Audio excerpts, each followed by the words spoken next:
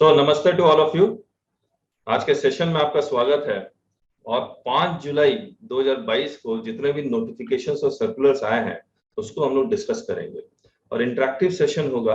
और मैं आपसे कुछ सवाल जवाब करूंगा, तो हाँ ना में जवाब जरूर से दीजिएगा। जो भी आपको पता है, गलत सही, उससे कोई फर्क नहीं पड़ता। आपका जवाब आना बहुत जरूरी है। आपका जवाब आएगा तभी मैं आगे बढ़ पाऊंगा, नहीं तो बहुत मुश्किल है। हमने क्या किया, ये जो पूरा नोटिफिकेशन और सर्कुलर को हमने एक पेज में कर दिया। ये 49 पेज का है टोटल। और इन्हीं में हमने अपना इनपुट भी लिख दिया है। मैं अलग से कोई पेपर बनाता लिखना तो फिर ओरिजिनल आप देख नहीं पाते, तो इसी में हमने लिख भी दिया है। ये सारा डॉक्यूमेंट आप डाउनलोड भी कर सकते हैं। हमारी वेबसाइट है masterlearnings.com, masterlearnings.com। इसमें मैं दिखला देता हूँ। इसमें एक बटन है लेटेस्ट करके, यहाँ पर ये लेटेस्ट, इसमें आप क्लिक करेंगे तो ये जीएसटी नोटिफिकेशन, ये वाला 5 जुलाई 2022, और इसको क्लिक कीजिए और यहां से आप डाउनलोड कर सकते हैं। ये डाउनलोड का बटन है, यहां से डाउनलोड हो जाएगा। ठीक, तो जैसे जैसे नोटिफिकेशन आएगा तो हम लोग इसी में डालते रहेंगे। और ये जो वीडियो हम लोग रिकॉर्ड कर रहे हैं इसी नोटिफिकेशन के नीचे भी डाल देंगे। अब इस वेबसाइट के बारे में बाकी और बताएंगे। अब आज सबसे पहले हम लोग क्या करते हैं, हम लोग जीएसटीआर 3B में जो चेंज आया वो डिस्कस कर रहे हैं आपके साथ। Yes sir. जीएसटीआर 3B के फॉर्म में जो चेंज आया, जो फॉर्म में जो चेंज आया है, वो हमने क्या किया, एकदम लास्ट में ये हमने बना दिया क्या चेंज आने वाला है। एक तो यहाँ details of output supply, inward supply, और यहाँ और इसे किस नोटिफिकेशन से चेंज आया है वो भी एक बार आपको बता देते हैं। और इससे रिलेटेड एक सर्कुलर भी आया हुआ है। जब बताएगा कोई कौन सा नोटिफिकेशन है, रुकिए हमने लिखा हुआ है, इसमें मैं क्लिक करता हूं। 4950 change in rules, change in rules, यहां जाऊंगा। ये नोटिफिकेशन नंबर है 14/2022। और 14/2022 में ये जो एक पावर एक्सरसाइज किया, मैं आपको इस तरह से बताता हूँ। 164 क्या है, पावर टू मेक रूल्स। आपने देखा है 164 पढ़ा है किसी ने कभी? सीबीआईसी के वेबसाइट में गया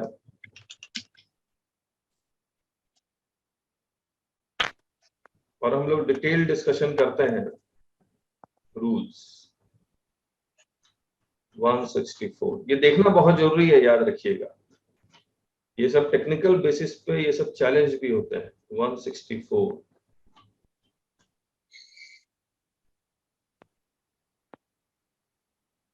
रूल से गायब है इसमें।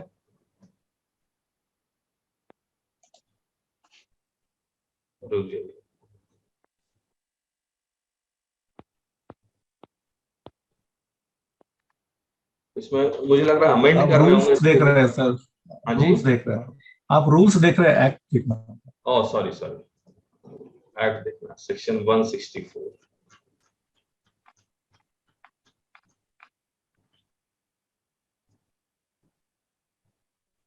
The government may, on the recommendation of the council, may by notification make rules for carrying out the provisions of this act। तो पहले प्रेस रिलीज हुआ, उसके बाद ये रूल्स आ गए। एक 164 तो पहले रूल्स में चेंज करते हैं, उसके बाद इसके नीचे जब जाएंगे तो फॉर्म्स मिलेगा।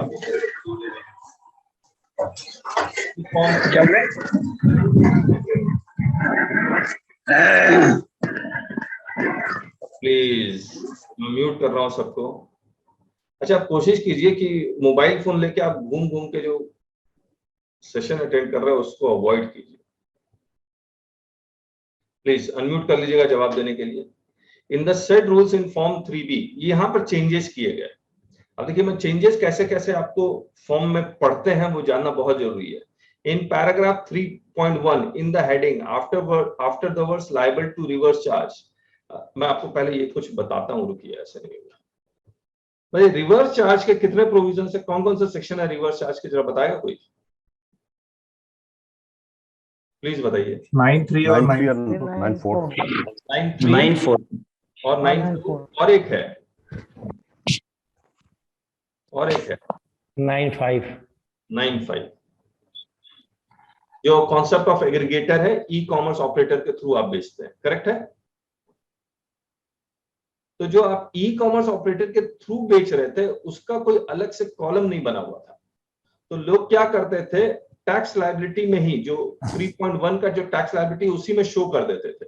अब उन्होंने एक अलग से 3.11 एक अलग से एक टेबल बनाया है और उसमें उनको शो करना है, ये वाला जो टेबल बनाया है।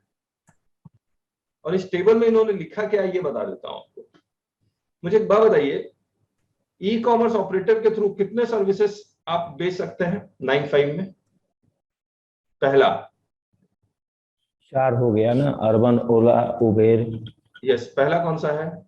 ओयो कर लीजिए, चाहे मोटर वो कर लीजिए। यानी कि मोटर कैब। हाँ।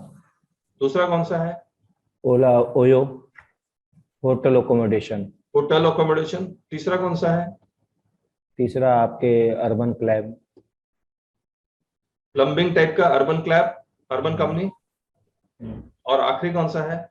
ये जोमेटो वाला जुड़ लो ना। यस, रेस्टोरेंट जो है। आज मुझे एक बात बताइए, ये जो मोटर कैब वाला, इसका टैक्स कौन देता है? 100% टैक्स एग्रीगेटर ही देता है। ई कॉमर्स ऑपरेटर ही देगा। हाँ। होटल वाला का टैक्स कौन देता है? अगर होटल रजिस्टर्ड है तो वो देगा, नहीं तो अगर होटल अगर कॉमर्स ऑपरेटर ही देगा। ऑपरेटर देगा। हाँ। और अगर होटल रजिस्टर्ड है तो रजिस्टर्ड है तो खुद देगा। तो होटल वाले ही देगा जी। यस। यानी कि रजिस्टर्ड पर्सन देगा। प्लम्बिंग वाला कौन देगा? प्लम्बिंग वाला तो टोटल वही देगा, ई कॉमर्स नहीं ऑपरेटर। नहीं, दोनों ऐसे ही है, अनरजिस्टर्ड और रजिस्टर्ड। यस। Okay okay. एक बार मैं चेक कर लेता हूँ।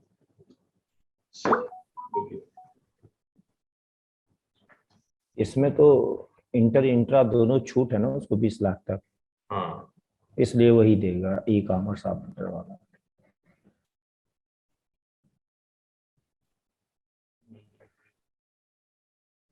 Late me check. और ये किताब है जो हमने अमेंड कर दी है पूरी की पूरी। होटल वाला का तो ठीक है, प्लम्बिंग वाला ये देखिए वैसे ही है जैसे होटल वाला है।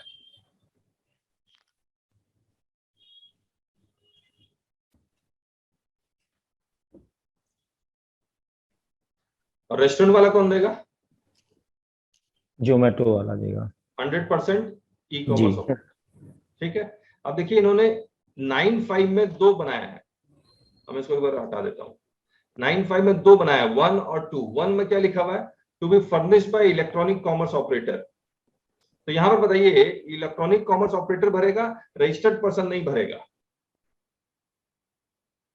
और ये वाला किसके लिए है? To be furnished by registered person making supplies through electronic commerce operator. यहाँ पर इसका मतलब कौन आ गया?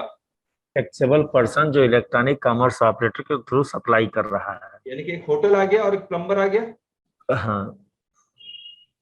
और ये होटल और प्लम्बर रजिस्टर्ड है तभी भरेंगे, वरना फिर भी नहीं भरेंगे। नहीं भरेंगे। यस और नो? बिल्कुल। बाकी लोग भी जवाब दें। और ई कॉमर्स ऑपरेटर में तो चारों लोग भरेंगे। हेलो, यस और नो? जी जी। अगर ई कॉमर्स ऑपरेटर है तो 1 2 3 4 उबर ओला तो भरेगा ही भरेगा, ओयो एयरबीएनबी भरेगा ही भरेगा अगर होटल अनरजिस्टर्ड है तो। दूसरा, अर्बन कंपनी भरेगी भरेगी, और ये रेस्टोरेंट्स भरेगा ही भरेगा। ठीक बात है ना? Yes. और अगर होटल और प्लम्बर ये सब जो सर्विस प्रोवाइड कर रहे हैं वो रजिस्टर्ड हैं, तो वो ये वाला कॉलम बढ़ेंगे। सही बात? Yes. अब देखिए क्या हुआ इनमें। 3.11 ये जो ऊपर में था, एक कौन सा पेज एक बार नोट कर लीजिए, पेज नंबर 10।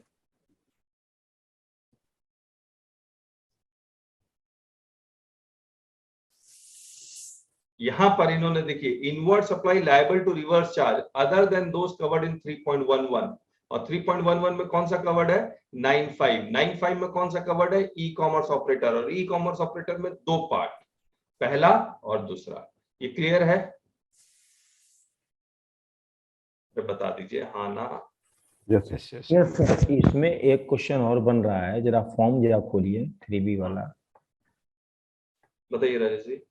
3B वाला फॉर्म, यहाँ जो सबसे ऊपर 3.1 आ रहा है, हाँ 1 नहीं 3.1 हाँ 3B का, तो वहाँ पे टोटल टैक्सेबल आउटवर्ड सप्लाई की बात होती है। हाँ। तो क्या वहां पे कोई फिगर जाएगा या नहीं जाएगा, या वहां जाएगा, यहाँ बाइफर्केशन करेंगे? नहीं नहीं नहीं, वहां नहीं जाएगा, बाइफर्केशन नहीं करना, वहां जाएगा ही नहीं। मतलब डायरेक्ट 3.1.1 में ही जाना है। यस।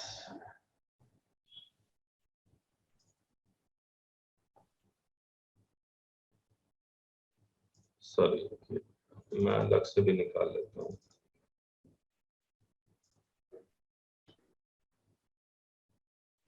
हाँ, तो यहाँ जो आउटवर्ड टैक्सेबल सप्लाई है ये सारा फॉरवर्ड चार्ज है, याद रखिएगा। तो इसमें रिवर्स चार्ज नहीं डालना, रिवर्स चार्ज आपको अलग यानी डी में भी नहीं आएगा, यानी यहाँ पे एक्सक्लूड कर दिया 3.1.1 को। डी में भी नहीं आएगा, तो डी में हाँ, यहाँ एक्सक्लूड कर दिया। 9.3 और 9.4 आएगा। हाँ, बाकी को एक्सक्लूड कर दिया उसने। 9.5 इसमें नहीं आएगा। हाँ, वो नीचे उसने एक सेपरेट टेबल बना दी। हाँ, इसमें फॉरवर्ड चार्ज ही आएगा। और 9.5 यहाँ आएगा। यही मान के चला जाए मोस्टली कि जितने एग्रीगेटर हैं वही फर्निश करेंगे, क्योंकि मोस्टली तो अनरजिस्टर्ड होते हैं सप्लायर। तो Correct. ये मान के चला जाए कि एग्रीगेटर ही करेंगे। साथ में एक कॉन्सेप्ट और उन्होंने लाया कि ई कॉमर्स ऑपरेटर अनरजिस्टर्ड भी जो है एक कंपोजिशन स्कीम वाले, नहीं, वो भी बाद में डिस्कस करते हैं। अच्छा, ओके, पहले ये डिस्कस कर लेते हैं। ये कंप्लीट। अब यहाँ आइए, इन्होंने क्या किया, ये पैराग्राफ 4 में ये क्या लिख रहा है, in paragraph 3.2 in the heading after the words supply shown in 3.1a and 3.11 shall be inserted. ये क्या है,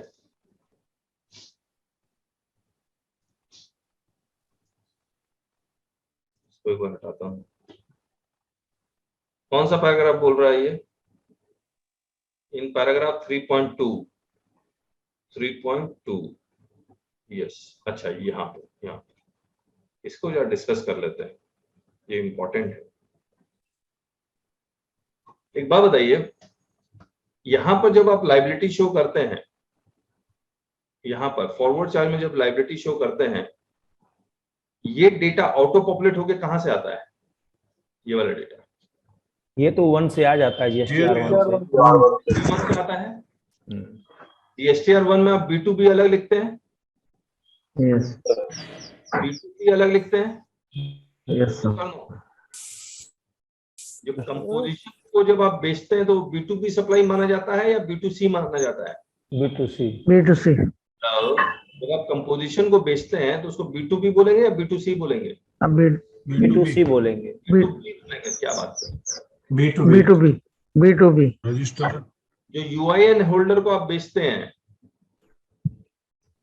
उसको B2B भी B2B बोलेंगे।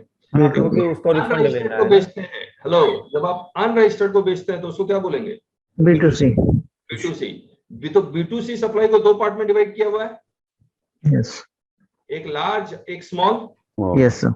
लार्ज में कौन सा जाता है? 3.2 वाला जो 2.5 लाख से ऊपर है। इंटर स्टेट सप्लाई हाँ, about 2.5 lakhs.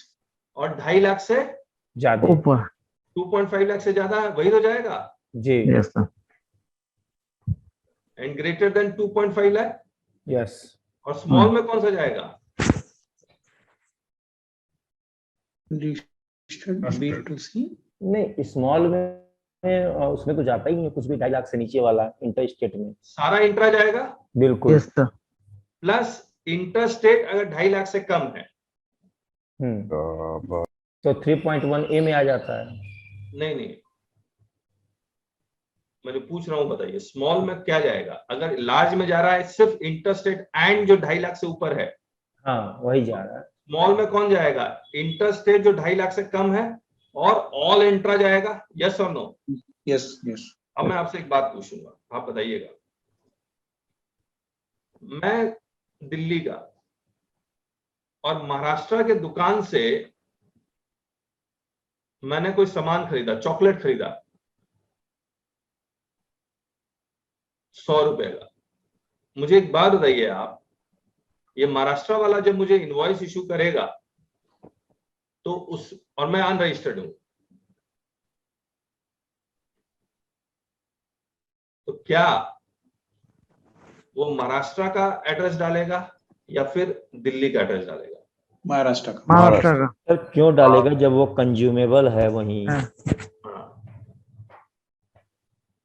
मैं कह रहा हूँ अगर वो कंज्यूमेबल है हम्म, तो क्यों डालेगा? चॉकलेट तो कंज्यूमेबल ही होगा हाँ। 100 रुपए का, तो B2C ही करेगा, क्यों डालेगा उसका एड्रेस? मैं कहता हूं डालो, हाँ तो डालेगा। कौन सा B2C एड्रेस डालेगा? महाराष्ट्र का एड्रेस। दिल्ली का या महाराष्ट्र का? महाराष्ट्र। महाराष्ट्र का डालेगा। ये आप लोग भूल रहे हैं एक लॉ, रूल 46 में जो लिखा हुआ है, जो आप कह रहे हैं 200 रुपए तक, और मैंने आपको याद है, मैंने आपको बोला था ये जिंदा होगा ये एक दिन। मैं दिखलाता हूं। देखिए कंजम्पशन प्रिंसिपल क्या कहता है, जहां का पैसा खर्च हो रहा है उस स्टेट को टैक्स मिलना चाहिए। बिल्कुल। चॉकलेट में कहां खा रहा हूं ये इंपॉर्टेंट नहीं है। ये देखिए क्या लिखा हुआ है। अच्छा एक बात बताइए, मैं महाराष्ट्र से जाके ज्वेलरी खरीदता हूं, टीवी खरीदता हूं, तो क्या मैं उसको अपना दिल्ली का एड्रेस दूंगा या नहीं दूंगा? नहीं तब तो हम देंगे, क्योंकि हमको गारंटी वारंटी कवर करनी है। Yes yes. अगर मैं चॉकलेट भी खरीदता हूं और मैं कहता हूं मेरा दिल्ली का एड्रेस डालो, तो उसको लिखना पड़ेगा। देखिए हाँ तब तो वो डालेगा, मजबूरी है। इनवॉइस के रूल्स हैं, name and address of the recipient and address of delivery along with the name of the state and its code if such recipient is unregistered and where the value of the taxable supply is 50,000 or more। 50,000 से ज्यादा है तो लिखना पड़ेगा। और मैंने हाँ आपको वही तो मैंने कहा तो उससे नहीं लिखेगा। मैंने आपको 100 रुपए पे 100 रुपए पे तो लिखेगा नहीं वो। एक मिनट, मैंने आपको एक बात बताई थी जब हम लोग जीएसटी वॉल्यूम 1 की क्लास ले रहे थे कि अगर इनवॉइस, अब जब नोटिस आएगा तो वो इनवॉइस की कॉपी मांगेगा और उसमें अगर 50,000 से ज्यादा की वैल्यू है और उसमें एड्रेस अगर नहीं लिखा हुआ है तो आपसे बोलेगा कि भाई एड्रेस लिखो, या फिर इनवॉइस रूल 46 का वॉयलेशन मान के पेनल्टी भी लगा सकता है। F, name and address of the recipient and the address of delivery along with the name of the state and its code if such recipient is unregistered and where the value of taxable supply, याद रखिएगा invoice नहीं है, excluding GST, value of the taxable supply is less than 50,000 rupees and the recipient requests that such details to be recorded in the tax invoice। अब chocolate के case में 100 रुपया था, मैं रिक्वेस्ट कर रहा हूँ दिल्ली का एड्रेस डालो, तो डालना होगा। ठीक बात है? राया? Yes, sir. तो ये रूल यहाँ पर अप्लाई करने के लिए इन्होंने एक सर्कुलर निकाला है। कहां गया ये वाला, जहां पर अगर आप अनरजिस्टर्ड पर्सन को बेचते हैं तो they want place of supply आप लिखे, टैक्सेबल वैल्यू लिखे, अमाउंट ऑफ इंटीग्रेटेड टैक्स लिखे, ताकि जिस स्टेट का पैसा खर्च हुआ है उस स्टेट को वो टैक्स मिले। ठीक बात? Yes. सीटीपी में कोई दिक्कत नहीं है। कंपोजिशन टैक्सेबल पर्सन तो B2B ऑटोमेटिकली पता लग जाएगा। Yes, sir. यूआईएन होल्डर का भी पता लग जाएगा, इसको तो रिफंड क्लेम करना है। Hello, Yes. तो अभी हम लोग सर्कुलर में भी ये बात पढ़ेंगे के साथ। अब आइए एलिजिबल आईटीसी, जहां पर ज्यादा चेंज हुआ, मैं पहले नोटिफिकेशन दिखाता हूं। In paragraph 4 in column 1 in item B, अब देखिए इन पैराग्राफ 4 इन कॉलम 1, ये कॉलम 1 आइटम बी, समझ में आ गया कहां पहुंचे हम लोग? जी जी। Yes. यहां पर ये कह रहा है एज पर रूल 38, 42, 43, 17(5). अब यहां पर ये कह रहा है, पहले क्या था, सिर्फ 42 और 43 था, अब इन्होंने 38 भी ऐड कर दिया। 38 किसके लिए? जो बैंकिंग कंपनी के लिए 50% रिवर्सल वाला है। और इन्होंने 17(5) ब्लॉक क्रेडिट भी ऐड कर दिया। कारण क्या है ऐड करने का, एक बात समझिए। मुझे एक बात बताइए, इलेक्ट्रॉनिक क्रेडिट लेजर में कौन सा क्रेडिट जाएगा, ए वाला, बी वाला या सी वाला? क्रेडिट लेजर में सी C वाला जाएगा सर। सी वाला जाएगा। हाँ। यानी कि अगर यहाँ पर अगर आप 100 लिखते हैं ऑल अदर आईटीसी में और यहाँ 20 लिखते हैं तो 80 आएगा यहाँ पर, Yes. यही आपका क्रेडिट है। हम्म, अब मुझे एक बात बताइए, ये 100 रुपया ऑटो पॉपुलेट होके कहाँ से आएगा? ये आपके GSTR 1 से आ रहा है। GSTR 1. नहीं, 2B से। वही Yes, होगा, 2B. आप वहीं से रहा है। 2B में जो क्रेडिट रिफ्लेक्ट होता है उसमें एलिजिबल क्रेडिट भी होगा, बिल्कुल Yes. होगा, इनएलिजिबल Yes. भी Ineligible भी होगा Yes. Yes. और ब्लॉक भी होगा। हाँ, 17(5) भी होगा, होगा या नहीं होगा? बिल्कुल Yes. होगा। जी सर। इसमें एक क्रेडिट और भी होगा, 42-43 वाला। 16/4 का जो क्रेडिट, 16/4 के कारण जो क्रेडिट नहीं मिलना चाहिए था। मान लीजिए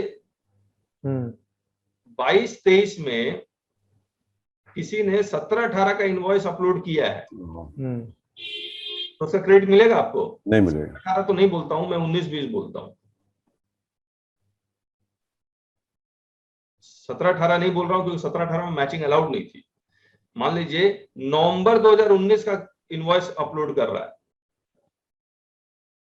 अपलोड कर रहा है अभी जून के GSTR 1 में, तो इसका क्रेडिट मिलेगा आपको? नहीं मिलेगा।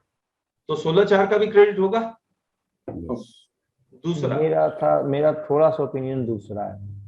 अच्छा सुनिए ना राजेश, बाद में बात करेंगे, वो तो चैलेंज की बात है, वो बाद में बात करेंगे।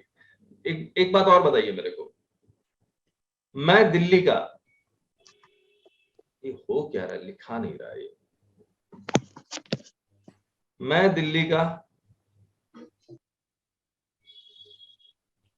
मैं महाराष्ट्र के होटल में जाके रह के कोई सर्विस ले लेता हूँ, अपना GSTN नंबर दे देता हूँ, क्या वो क्रेडिट मिलेगा मेरे को? नहीं मिलेगा, नहीं मिलेगा। जिसका प्लेस सप्लाई मेरे स्टेट में नहीं है तो नहीं मिलेगा। ये कौन सा credit GSTR 2B easily identify कर लेता है कि आपको नहीं मिलेगा? যাবে না, সরি ঠিক নেই। हाँ जी, प्लीज म्यूट कीजिए। আচ্ছা ঠিক আছে, ভুলে গেছে, বলে दो। फोन पे बात कर रहे थे, म्यूट कर लीजिए। एक तो बात बताइए, 2B कौन सा क्रेडिट इजीली आइडेंटिफाई कर लेगा? 16/4 वाला तो इजीली आइडेंटिफाई कर लेगा। कौन सा? 16/4। ये दोनों इजीली आइडेंटिफाई कर लेगा। हाँ, और 2B अपने आप ये बता दे। अच्छा, अब मान लीजिए ये एलिजिबल इनएलिजिबल ये सारा 100 है और ये 20 है, तो ऑटो पॉपुलेट होकर कितना आएगा? टोटल ऑटो पॉपुलेट होके तो ऐसे तो 80 आना चाहिए, 100 आएगा सर। अब वैसे 100 आएगा, 2B में ऑटो पॉपुलेट होकर कितना आएगा? या तो 100 आएगा, 100 तो वो बांटेगा नहीं। हेलो, कितना 100 आएगा? 100 आएगा। 100 आएगा। और ये 20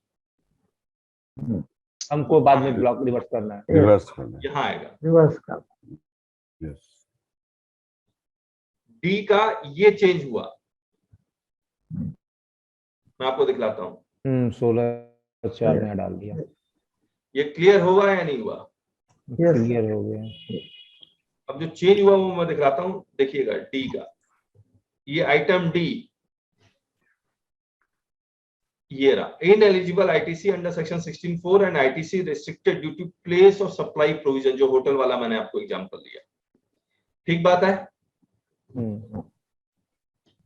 अब मुझे एक बात बताइए, फिर से मैं पूछ रहा हूं, ऑल अदर ITC जो ऑटो पॉपुलेट होके आ रहा है यहां पर कितना आएगा? 100 इस 100 में एलिजिबल भी है, इनएलिजिबल भी है और ब्लॉक भी है। जी, 3 तो है, आइडेंटिफाई कौन करेगा? ये हमको करना पड़ेगा। टैक्सपेयर ही करेगा। तो Yes. टैक्सपेयर को कहा कि भैया आप ये आइडेंटिफाई कीजिए और रिवर्स कीजिए यहां पर 42 वाला, 43 वाला और ब्लॉक क्रेडिट। ये तो बैंक वाला है, इसको छोड़ देते एक बार। हेलो, जी यस सर। ठीक बात है। Yes. अब मुझे एक बात बताइए, इसके अलावा अगर और कोई क्रेडिट रिवर्सल करना है आपको तो वो कौन सा होगा? रूल 37 तो यहाँ 180 आएगा, डेज वाला। उन्होंने लिखा नहीं है लेकिन यहीं पर रिवर्सल होगा, वो कौन सा होगा? और जो GSTR 2B इजीली आइडेंटिफाई कर लेता है रूल 37 वाला 180 डेज वाला एक आएगा। नहीं 37 नहीं, क्रेडिट नोट वाला। अच्छा, अब हाँ, इन्होंने वो भी यही रिवर्सल है। एक मिनट राजेश, जो सर्कुलर लिखा है बोला जो क्रेडिट परमानेंटली रिवर्सल करना है और उसको बाद में आप रिक्लेम नहीं करेंगे वो सारा यहीं आएगा। क्या क्रेडिट नोट का रिवर्सल क्या बाद में आप रिक्लेम करते हैं? नो, नहीं, आया। Yes, yes. अब यहां पर लिखा हुआ अदर्स, बोला अदर रिवर्सल, बोला other reversal as per circular कहता है जो क्रेडिट आप टेम्पोररी बेसिस पर रिवर्स कर रहे हैं वो यहां आएगा। Or 180 days. 180 डेज वाला और रूल 37 वाला, ठीक है। और बताइए। जब गुड्स रिसीव नहीं हो, जब गुड्स रिसीव नहीं हो यानी कि सेक्शन 16 सबसेक्शन 2 क्लॉज बी वाला, और या जो रिफंड मैंने ले लिया और पैसा उतने दिन में नहीं आया तो फिर मुझको रिवर्सल करना, बाहर से एक्सपोर्ट वाला। रिफंड वाला तो नहीं आना चाहिए यहाँ पे सर जैसे उसमें शर्त है ना कि इतने दिन के अंदर आपको वो मिल जाना चाहिए, और नहीं आ रहा तो फिर आप इंटरेस्ट के साथ वापस करेंगे। हाँ, रिफंड लेने के लिए आपको आईटीसी का रिवर्सल करना पड़ता है। हाँ, करेक्ट, यहाँ आ गया। 3B से रिफंड होता है ना वो? हाँ, 3B में ऑटो पॉपुलेट होता है ना वो GSTR 1 से, यही आएगा, लेकिन यहाँ नहीं आना चाहिए मेरे को साथ ना रिफंड। और कोई जगह तो उसने दिया नहीं। नहीं राजेश जी, देखिए क्या है, आप यहाँ पर खुद से रिक्लेम नहीं कर सकते, वो फिर अगर आपका रिफंड रिजेक्ट होता है तो प्रॉपर ऑफिसर के पास पावर है उसको रिक्रेडिट करने का। वो बात मैं नहीं कह रहा हूँ। हाँ, जैसे मैंने कोई एक्सपोर्ट किया, सर्विस एक्सपोर्ट किया, हाँ, और मैंने उसका रिफंड ले लिया LUT के माध्यम से, पेमेंट मुझे रिसीव नहीं हुआ, हाँ, रिसीव मुझे हो रहा है 3 महीने बाद, हाँ, 4 महीने बाद, मैंने तो पहले ले लिया रिफंड, जब वो पैसा ही मुझे बाद में मिला। आईटीसी रिवर्स करना पड़ता है ना राजेश जी। हाँ, वही मैं कह रहा हूँ, ITC रिवर्स करना पड़ेगा। आईटीसी रिवर्स अगर आप परमानेंट है या टेम्पोररी है ये नहीं, टेम्पोररी है, वो टेम्पोररी है। नहीं, मैं वही बोल रहा हूँ। अच्छा, परमानेंट मानिए। क्यों परमानेंट मानिए? क्योंकि अगर रिफंड रिजेक्ट होता है तो आप रिक्लेम आप नहीं कर सकते, वो प्रॉपर ऑफिसर करेगा और उसके लिए अलग से फॉर्म उन्होंने अनाउंस कर दिया। अच्छा, ठीक सर, ठीक है, ठीक। चलिए। मतलब यहाँ पे 17(5) वाला जो आपने दिखाया B1 में ITC रिवर्स वाला सर, हाँ, यहाँ पे गुड्स इन ट्रांजिट है, उसके 2 में हमको डालना पड़ेगा। नहीं अदर्स में डालिए, वो तो टेम्पोररी है। अदर्स में कह रहा हूँ कि सपोज करिए कि उसमें 2B में शो कर दिया कि ये गुड्स आपका 31 तारीख को इनवाइस किया, वो तो आ गया, लेकिन गुड्स तो मुझे मिलेगा 3, 4, 5 में, तो इसका मतलब मुझको गुड्स इन ट्रांजिट को यहाँ अदर्स में मुझे डालना पड़ेगा। यस, और नेक्स्ट मंथ आपको रिक्लेम करना पड़ेगा। हाँ, वही मैं कह रहा हूँ, एक काम इसने एक्स्ट्रा बढ़ा दिया हम लोगों का। यस, अब बहुत बड़ा काम बढ़ा दिया। हाँ, बहुत काम बढ़ गया, करेक्ट। मैं आपको बता रहा हूं, ये उसी पे आ रहा हूं। मान लीजिए 2B के अप्रैल में आपको नजर आ रहा है क्रेडिट, क्योंकि इनवॉइस इश्यू कर दिया था, लेकिन आपको ये गुड्स मिला मई में, इसका क्रेडिट यहां नजर आएगा। मान लीजिए एक ही इनवॉइस है 100, हाँ या ना? आपको ये 100 का क्रेडिट क्या आप अप्रैल महीने में क्लेम कर सकते हैं? ना, क्योंकि गुड्स मुझे मिला ही नहीं, तो 100 यहाँ पर आप रिवर्स करेंगे जी, यहाँ 0 आ जाएगा। यस, तो अप्रैल महीने का क्रेडिट 0 हो गया। अब ये वाला अप्रैल का जो गुड्स है वो आपको मई में मिला, एक ही इनवॉइस है, मई में किसी और कोई इनवॉइस ही नहीं है, तो 2B से ऑटो पॉपुलेट होकर 0 आएगा जी। लेकिन आपको ये क्रेडिट आपका मई में मिलना चाहिए आपको। हाँ, तो ये वहां ये फिलअप हो यहाँ जाएगा, आप 100 कर देंगे, प्लस 100 कर देंगे। हाँ, ठीक है। और आपने ये जो प्लस 100 यहाँ किया है उसको आप यहाँ भी शो करेंगे, ITC reclaimed which was reversed in table Yes. 4B2, ये रहा 4B2 2. in Yes. earlier tax period, वो यहाँ शो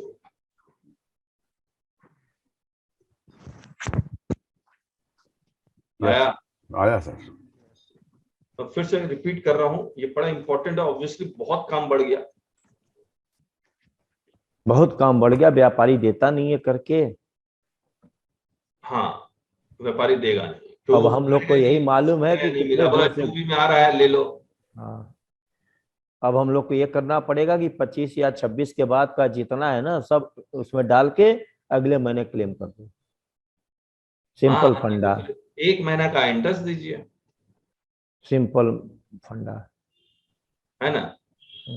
चलिए मैं फिर से बता रहा हूँ, अप्रैल महीने के 2B में आपका 100 रुपए का क्रेडिट नजर आया जो ऑटो पॉपुलेट होकर यहाँ आया। इन अप्रैल महीने का इनवॉइस का गुड्स आपको मई में मिला, तो ये 100 रुपया यहाँ रिवर्स हो जाएगा अदर्स में 4B2 में, ठीक है। और आपका अप्रैल महीने के लेजर में क्रेडिट 0 हो जाएगा। नेक्स्ट महीने जब मई में आपका गुड्स आ जाएगा तो ऑल अदर आईटीसी में आप उसको क्लेम कर लीजिए और यही वाला आईटीसी जो आपने रिक्लेम किया वो यहाँ पे दिखा दीजिए, ठीक बात है।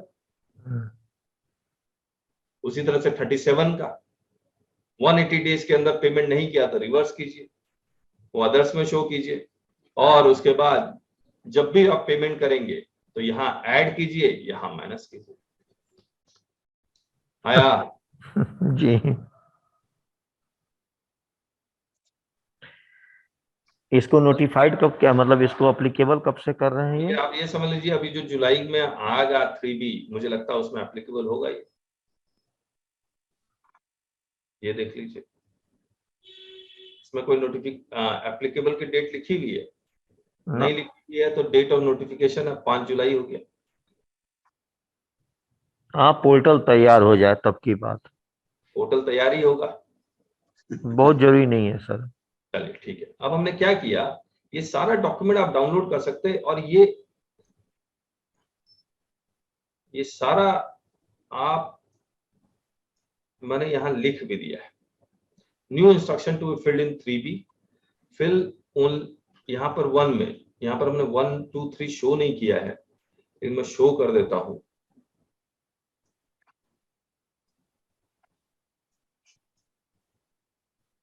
एक मिनट,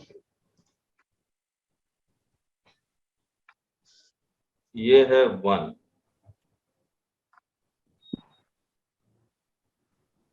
इसको मैं ठीक से देख के, इसमें कमेंट 1 है तो यहाँ 1 में देखना है, लेकिन मैं पढ़ देता हूँ एक बार। Fill only 9394 in table 3.1D, for 95 fill in table 3.11। 95 के 3.1 में 2 पार्ट था, 3.111 to be filled only by e-commerce operator, taxable person shall leave this blank, और 2 में लिखा हुआ है कि ये सिर्फ taxable person भरेगा, e-commerce operator shall leave this blank। फिर थर्ड में fill only if there is, जो 3.2 वाला जो टेबल था, इसमें मैं टेबल लिख दूंगा ना तो अच्छा रहेगा। Fill only if there is interstate outward supply to URP, UIN holder and CTP. Capture the URP address correctly in the invoice as per Rule 46. Relevant Rule 46 is reproduced below, जो मैंने E और F आपको पढ़वाया था। As all eligible, ineligible and block credit is being auto-populated in 2B in table 4.5, all other ITC, it is imperative that eligible, ineligible and block credit is required to be reversed. Reversal is to be shown in 4B. Those reversal which are permanent and cannot be claimed in later period is required to be reversed in 4B1. Credit note reversal is also to be shown in 4B1. Those ITC which are not of taxable person is also required to be reversed in this table. ये क्यों लिखा, बताएगा कोई?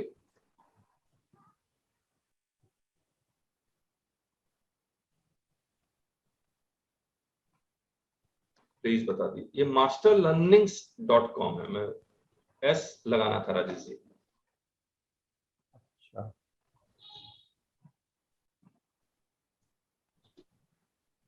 कभी कभी क्या होता है 2B में, मान लीजिए मैंने परचेज किया और आपका जीएसटी नंबर गलती से डाल दिया, तो आपके जीएसटी आपके 2B में आ जाएगा। हेलो, तो वो आपको आइडेंटिफाई करके रिवर्स करना है कि मेरा नहीं है। गलतियां होती हैं, those reversals which are temporary and are allowed to be reclaimed in later period is required to reverse in 4B2. Also, those ITC which was claimed inadvertently in previous period is required to be reversed in 4B2.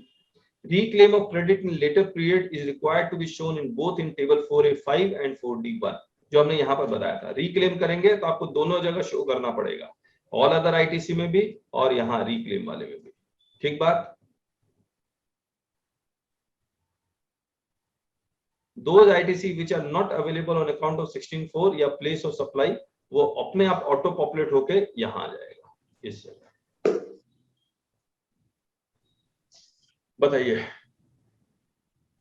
इन्होंने एक प्रकार से centre और state में tax के बंटवारे को लेकर के कि उनको आसान हो, आइडेंटिफाई हो, उन्होंने ये सारे अमेंडमेंट कर दिए। ठीक ठीक, इस मुझे यही समझ में आ रहा है। ठीक, मतलब स्टेट में उन्होंने सर्कुलर में लिखा भी है कि स्टेट को ठीक पैसा मिल जाए। दूसरा, आईटीसी में आप क्या रिक्लेम कर रहे हैं, क्या नहीं कर रहे हैं, वो भी पता लग जाए ताकि मैचिंग आसान हो टू बी के साथ। शिवाजी, आप कुछ कहना चाहेंगे? मतलब आप लोग अपने डाउट या कुछ और पूछना चाहें तो जरूर पूछ लीजिए। दुबे जी, झा साहब, प्लीज। जी सर, जो आपने समझाया वो क्लियर समझ में आ गया सर, कोई डाउट नहीं। अच्छा, Shivaji, any doubt? No sir, clear. चलिए, तो क्या आप सर्कुलर पढ़ना है हमें?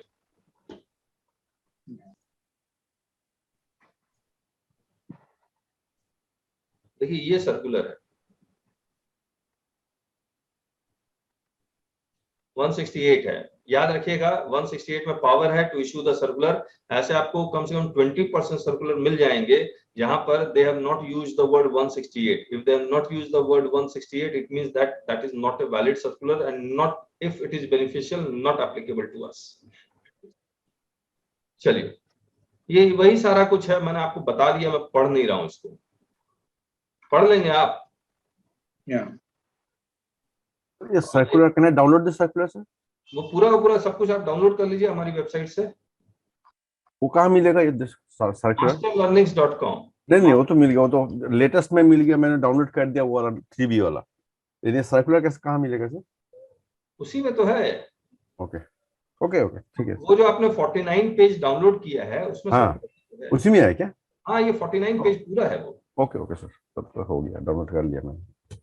हाँ, तो ये हमने आपके साथ डिस्कस कर लिया है।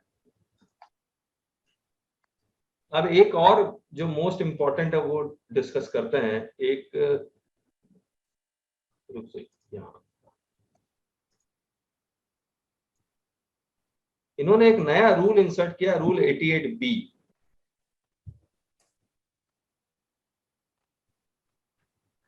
जो सेक्शन 50 से रिलेटेड है। और सेक्शन 50 एप्लीकेबल कर दिया इन्होंने, जो इंटरेस्ट का कैलकुलेशन है। मुझे एक बात बताइए, इंटरेस्ट का कैलकुलेशन कैसे होगा? इंटरेस्ट का कैलकुलेशन सर नेट टैक्स पे डे बेसिस पे होगा सर। कैश बेसिस पे होगा? यहाँ पर एक चीज और है सर, एक तो कैश बेसिस पे तो है, लेकिन अगर अप्रैल का अगर मैंने 3B फाइल कर दिया, उसमें मैंने लाइबिलिटीज को कम शो किया, तो नेक्स्ट मंथ अगर उसको मुझको शो करना है तो फिर वो ग्रॉस पे आएगा। यस बताता हूँ। यस, यही। देखिए, ये सेक्शन 50 अगर देखेंगे, इंटरेस्ट दो चीजों पे कैलकुलेट हो रहा है। एक आउटपुट टैक्स लायबिलिटी यानी कि आउटवर्ड सप्लाई का, और दूसरा wrong availment and utilization of ITC का। ठीक बात है। इससे रिलेटेड सेक्शन 50 से रिलेटेड उन्होंने रूल 88B लेके आए फॉर कंप्यूटेशन ऑफ इंटरेस्ट। लेकिन इससे भी पहले उन्होंने एक जीएसटीएन एडवाइजर इशू किया था जहां पर इंटरेस्ट का कैलकुलेशन वो बताया था। और उससे रिलेटेड एक हमने वीडियो भी रिकॉर्ड किया था, और वो रिकॉर्डिंग क्या थी मैं आपको दिखलाता हूं। वो हट गया YouTube।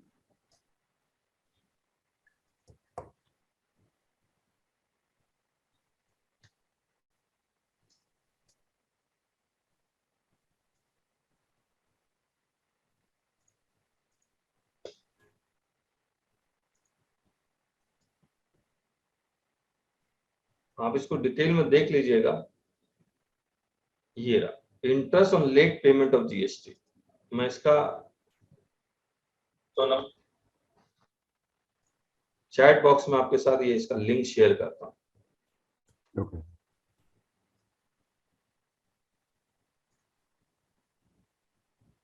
ये कर दिया। और लेकिन मैं आपको पहले अब समझाता हूँ ये है क्या है इंटरेस्ट का कैलकुलेशन।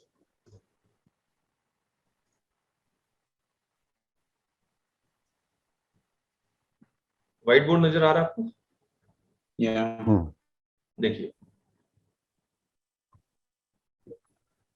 जुलाई का 3B है। इस जुलाई के 3B में आप आउटवर्ड सप्लाई बता रहा हूं मैं आपको। आप जो इनवॉइसेस अपलोड करते हैं वो किस महीने का अपलोड करेंगे? अगर जुलाई का 3B है तो जुलाई का ही करेंगे, यस हाँ या ना? जी सर। मतलब जुलाई की लायबिलिटी शो करेंगे। मान लीजिए जुलाई की लायबिलिटी 100 है तो आपने 100 ही शो किया और आपका जुलाई मंथ में आईटीसी था आपका 80। बताइए इंटरेस्ट कितना लगेगा आपको, किस अमाउंट पे लगेगा? 20 के ऊपर 20 पे लगेगा। अगर इस 20 पे तभी लगेगा अगर आप जुलाई का 3B आप लेट फाइल कर रहे हैं। यस मान लीजिए 30 अगस्त को फाइल किया तो जो भी जितना नंबर ऑफ डिलेज है उसके बेसिस पे इंटरेस्ट लग जाएगा। ठीक बात है। यस यस लेकिन अब इन्होंने क्या किया, इन्होंने कुछ चीजें को चेंज किया। बोला जुलाई के 3B में आपने जुलाई की लायबिलिटी तो 100 शो की है लेकिन आपने अप्रैल की भी लायबिलिटी 50 शो कर दी और आपके पास आईटीसी पड़ा हुआ है 80। ठीक है। और आपने इसको 30 अगस्त को फाइल किया है। ओके अब इंटरेस्ट कैलकुलेट कीजिए। 150 पे आएगा सर। अब इंटरेस्ट बोला कि ये जो 80 है इसको मैं इससे माइनस करूंगा 20 और 50 और इस 50 पे पूरा। पूरा हाँ सर यस यस समझ आया? यस यस ऐसा ही होना चाहिए। लेकिन आप सिंपल ये हो गया कि आ रहा है 18 और अगर मैं 150 माइनस 80 कर रहा हूं तो 70 आ रहा है ना। ये हाँ 70 आता है ऐसे भी 70 आ रहा है।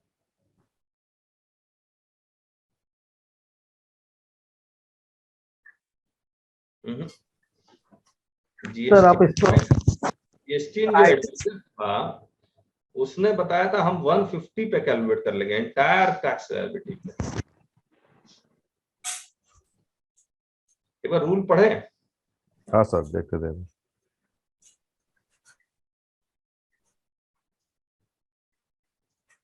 सर जो 50 है उस मंथ में जितनी लायबिलिटी जो उस पे ग्रॉस पे हो जाएगा। 70 कैसे आ रहा है राजेश जी? ये नहीं आना चाहिए तो हमने कुछ गड़बड़ किया है। एक बार पढ़ लेते हैं।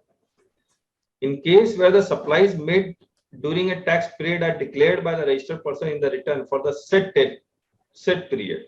देखिए दो condition and plus supplies made during a tax period are declared by the registered person in the return for the set period. यानी जुलाई का सप्लाई है और जुलाई में ही आप शो कर रहे हैं and the said return is furnished after the due date in accordance with the provisions of section 39 और आप लेट फाइल कर रहे हैं or except 73 74 the interest on tax payable in respect of such supplies shall be calculated on the portion of the tax which is paid by debiting the electronic cash ledger. तो आप जितना cash में payment करेंगे उसी पे interest calculate होगा। ठीक बात है। यस फिर इन ऑल अदर केसेस अगर ये दोनों कंडीशन सेटिस्फाई नहीं करते हैं तो यानी कि जुलाई के 3B में अगर आपने अप्रैल की लायबिलिटी शो की है तो क्या होगा? In all other cases where interest is payable in accordance with subsection this, the interest shall be calculated on the amount of tax which remains unpaid for the period. The interest shall be calculated on the amount of tax which remains unpaid for the period starting from the date on which tax was due to be paid till the date such tax is paid at such rate as may be notified, यानी कि वही 18% है. Where interest is payable in accordance with subsection 1 of 50, the interest shall be calculated on the amount of tax which remains unpaid.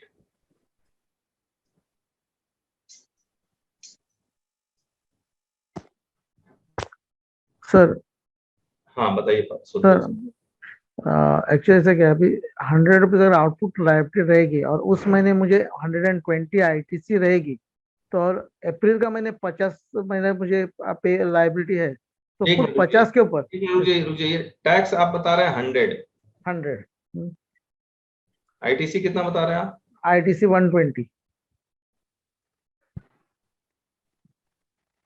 ठीक है, और ये 100 का और बता दीजिए, सेम मंथ का है या अगले मंथ का है? सेम मंथ का, और 50 जो है वो अप्रैल की. अच्छा, जुलाई का कितना है? 100 जुलाई टोटल का टैक्स 150. हाँ, और टोटल 50 अप्रैल की अप्रैल का है. ठीक है, ठीक है. तो इसमें 100 का आपको माइनस मिलेगा और 50 के ऊपर पूरा टोटल माइनस का है, तो 20 आपको आईटीसी नहीं मिलेगा. Done, Yes. Point taken. ये Yes. कह रहे हैं बिल्कुल सही कह रहे हैं. जुलाई महीने Yes. में तो आपको कोई टैक्स इंटरेस्ट नहीं देना पड़ेगा, यस, लेकिन ये जो अप्रैल महीने का 50 है पूरा का पूरा लगेगा इंटरेस्ट. उस पे 50 का इंटरेस्ट लगेगा. Yes, ये बात है. yes. तो हमने कोई मैथमेटिक्स वैसा ले लिया था और इक्वल आ रहा था, है ना? इसमें इक्वल नहीं आ रहा है. टैक्स 100 सेम मंथ और 50 पुराने मंथ का. आईटीसी हमने ले लिया, ये कुछ गड़बड़ हो रहा है.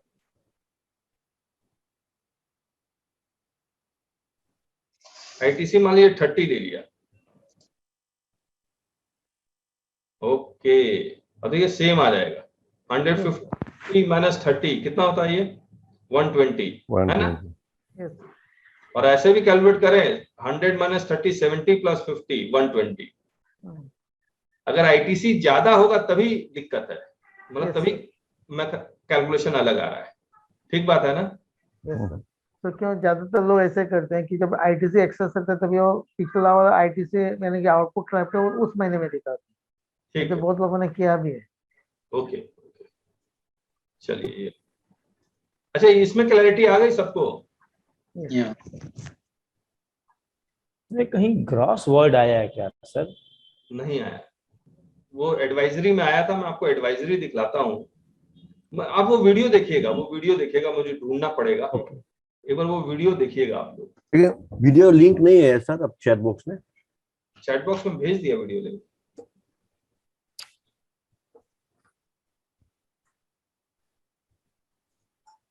ओहो, सिर्फ राजेश जी को गया है. हाँ, एवरीवन को नहीं है. अब आया? यस, आया सर. हाँ, और masterlearnings.com है. रुकिए,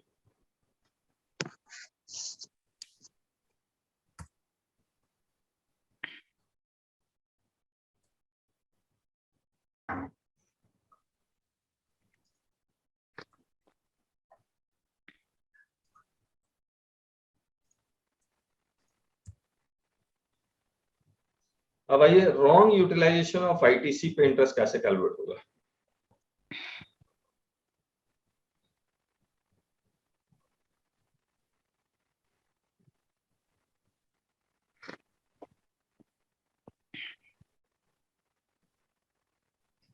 अच्छा एक बात बताइए,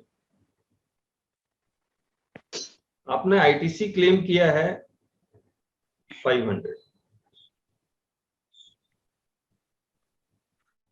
और ये सारा ही रॉन्ग आईटीसी क्लेम कर लिया आपने.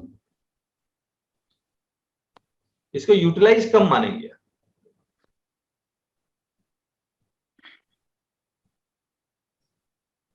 जब हम इसको सेट ऑफ करेंगे, लाइबिलिटी के अगेंस्ट सेट ऑफ कर ले. सेट ऑफ करेंगे तभी. कैसे पता लगेगा लाइबिलिटी के साथ सेटअप हो गया है? अगर हमारे क्रेडिट लेजर में बैलेंस नहीं है सर. यस, क्रेडिट लेजर में अगर बैलेंस नहीं है तो क्रेडिट लेजर में मान लीजिए बैलेंस 0 है. अब बताइए कितना रॉन्ग यूटिलाइजेशन मानेंगे? 500. अगर क्रेडिट लेजर में बैलेंस 100 है तो कितना रॉन्ग यूटिलाइजेशन मानेंगे? 400. तो यूटिलाइजेशन को, इन दोनों को डिफरेंस कोई रॉन्ग यूटिलाइजेशन मानेंगे. अच्छा. ठीक बात। यस। अच्छा, इसमें रॉन्ग आईटीसी क्लेम 500 और करेक्ट आईटीसी क्लेम मान लीजिए 200, टोटल कितना हो गया? 300 रॉन्ग हमने क्लेम किया सर। है ना, टोटल कितना हो गया आईटीसी? 700। 700। और आपके क्रेडिट लेजर में बचा हुआ है मान लीजिए 500। बताइए। तो हमने नहीं यूटिलाइज किया सर। नहीं किया। 300 यूटिलाइज किया। क्या माना जाएगा? रॉन्ग यूटिलाइजेशन आपने पहले किया? जब आप आईटीसी क्लेम करते हैं तो आप बोलते हैं कि ये सही है या गलत है? नहीं नहीं। तो आप कंसोलिडेटेड 700 दिखलाते हैं। यस। अब क्रेडिट लेजर में 500 बचा हुआ, डिपार्टमेंट क्या कहेगा आपको? अरे बता दीजिए, डिपार्टमेंट क्या? रिवर्सल करने के लिए सर। नहीं, वो रिवर्सल ये सब तो ऑब्वियसली कहेगा, लेकिन रॉन्ग यूटिलाइजेशन बोलेगा या नहीं बोलेगा? कि आप कहेंगे नहीं सर, ये जो 200 यूटिलाइज हुआ वो करेक्ट यूटिलाइजेशन से हुआ, या डिपार्टमेंट ये कहेगा नहीं रॉन्ग यूटिलाइजेशन से हुआ? डिपार्टमेंट का रॉन्ग। डिपार्टमेंट तो रॉन्ग ही कहेगा। तो अब ये कह रहा है यहां पर देखिए, ITC wrongly availed shall be construed to have been utilized when the balance in the electronic credit ledger, हमारे एग्जांपल में बैलेंस कितना है इलेक्ट्रॉनिक क्रेडिट लेजर में? 500 falls below the amount of ITC wrongly availed। हमारे example में कितना है ITC wrongly availed? 500।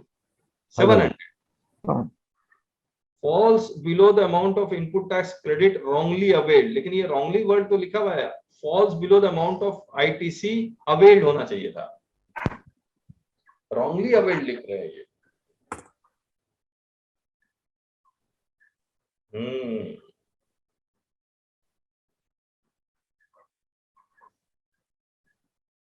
क्या कहेंगे आप? रॉन्गली मीन्स कोई गलत वर्ड तो नहीं है, गलती से आपने अवेल कर लिया, तो इसका मतलब पहले वो इसका बाइफर्केशन मांगेगा। कायदे से बिल्कुल बाइफर्केशन ही मांगेगा, और जितना हमने यूटिलाइज किया। तो यहाँ पर तो इंटरेस्ट फिर 0 बनेगा। नहीं, जितना नहीं, अब ये जिस मंथ में उसने यूटिलाइज किया उस समय उसकी पोजीशन क्या थी? हमको 700 रुपए, वहां पे 500 रुपए हमको पे करने थे और मेरे पास 0 बैलेंस था क्रेडिट लेजर में, और मैंने वहां पे 500 रुपए अवेल कर लिए, तो रॉन्गली अवेल्ड हो गया। अब रॉन्गली अवेल्ड पर हमको पूरा पे टैक्स दे, क्योंकि मैंने यूज कर लिया, उसका अवेल भी किया और उसका यूटिलाइज भी कर लिया। अगर मैंने केवल अवेल किया, यूटिलाइज नहीं किया तो नहीं लगेगा, लेकिन जो ही मैंने यूटिलाइज किया, जितना किया उस पे लगाएगा। यस। यहाँ wrongly availed जब लिख रहे हैं तो it means that I have to identify from all other ITC, जितना भी ITC अवेल किया उसमें से मुझे आइडेंटिफाई करना पड़ेगा कितना wrongly availed है। यस। फिर वो सर जो करता है बोगस आईटीसी रहते सर, फेक इनवॉइस या बोगस आईटीसी जो डिक्लेयर होता है सर, उसके लिए भी ये यूज हो सकता है सर, रॉन्गली अवेल? नहीं, यहाँ पर अमित जी हाँ, दो चीजें हैं, होगा ही होगा। उसके लिए पहले आपको 74 की प्रोसीडिंग स्टार्ट करनी पड़ेगी। अब मान लीजिए जो 500, 1000, 2000, 10,000, 20,000 रुपया इधर उधर है, 74, 73 बाद में जाएंगे, पहले मुझे बताइए रॉन्गली अवेल्ड में we have to identify. Yes. नहीं, क्या इनवाइस बेसिस पे थोड़ी आइडेंटिफाइड करना, हमको तो क्रेडिट लेजर सब देखना है सर। हमको तो ओनली क्रेडिट लेजर देखना है कि उस समय मेरे क्रेडिट लेजर में कितना था और आप कितना ले लिए। मतलब ये कॉम्प्लिकेटेड ज्यादा लग रहा है मेरे को, मैं आपको बताता हूं क्यों, देखिए आप समझिए। मुझे जो क्रेडिट मई में क्लेम करना था वो मैंने अप्रैल में क्लेम कर लिया, रॉन्गली अवेल्ड है। यस। हाँ,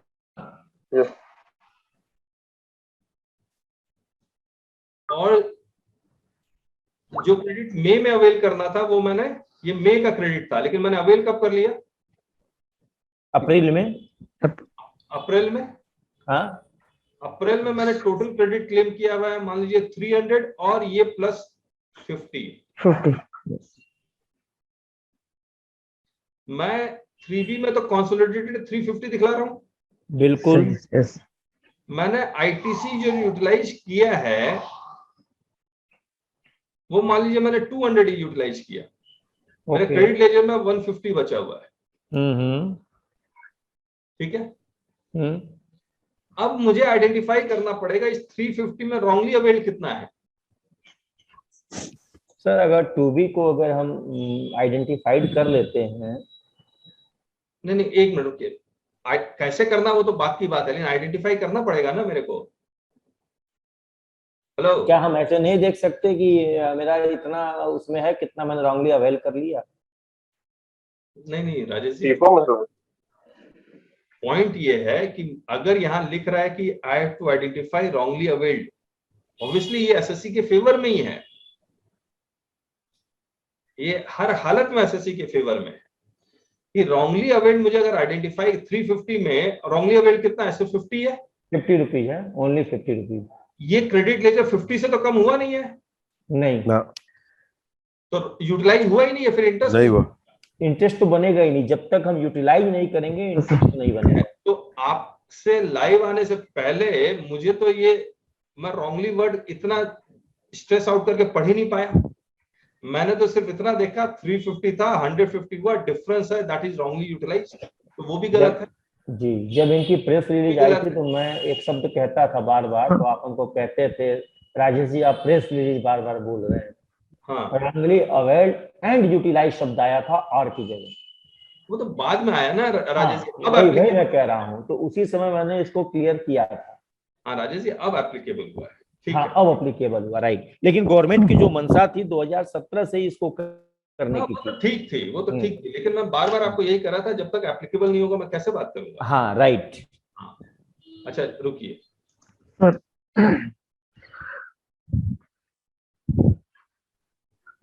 लिख देता हूँ, wrongly availed ITC is to be identified.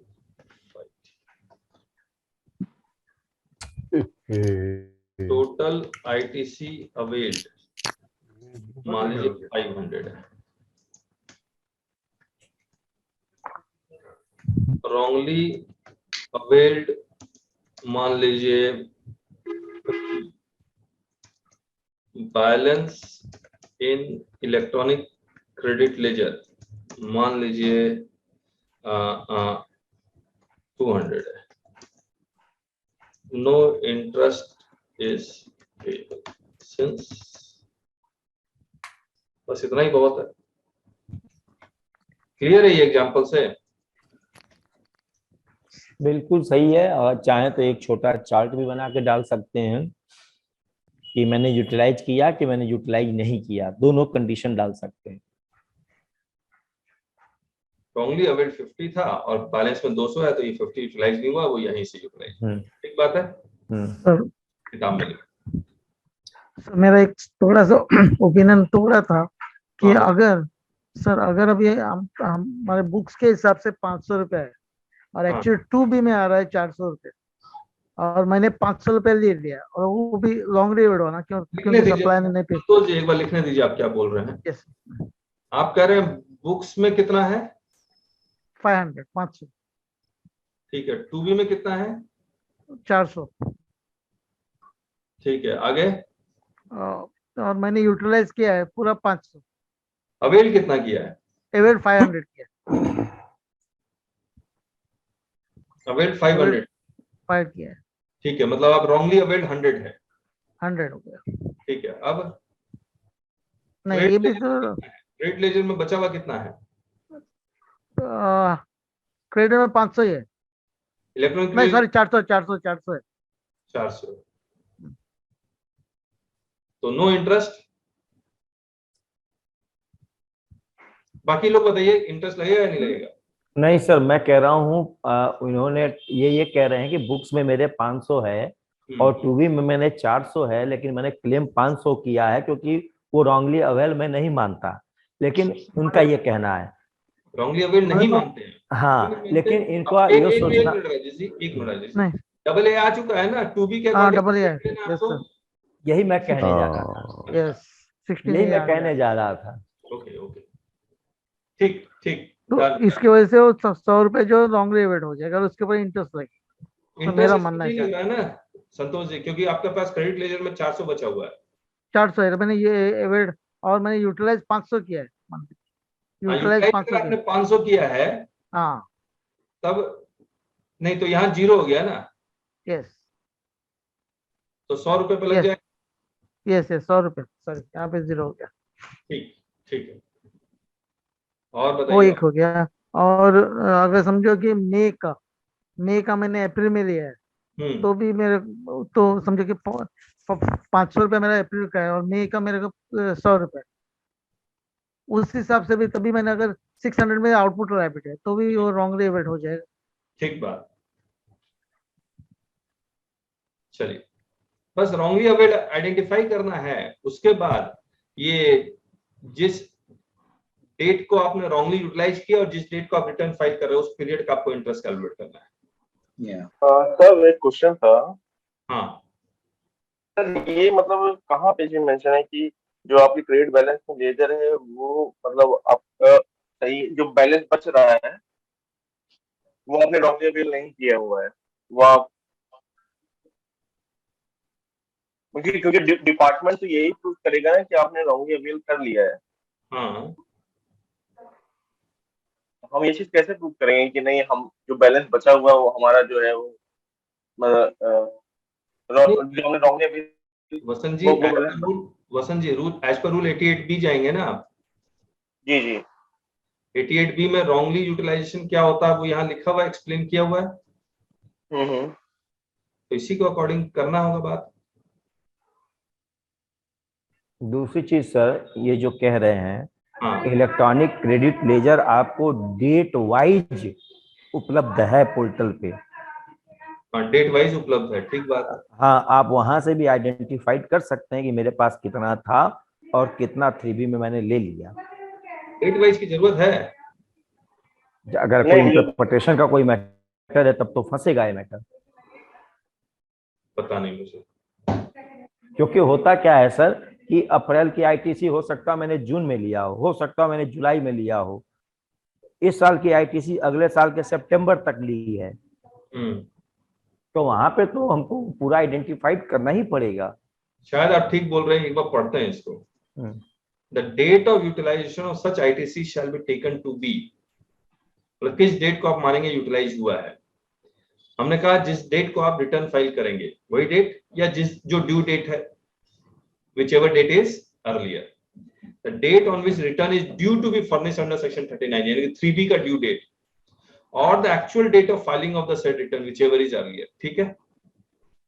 तो जिस डेट को आप रिटर्न फाइल कर रहे हैं उसी डेट को आपको इलेक्ट्रॉनिक क्रेडिट लेजर का बैलेंस देखना है। हेलो जी, if the balance in the electronic credit ledger falls below the amount of ITC wrongly availed on account of payment of tax through the said return, ठीक बात जी।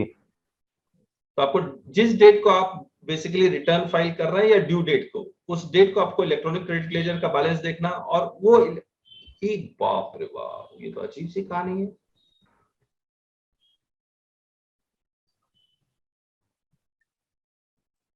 और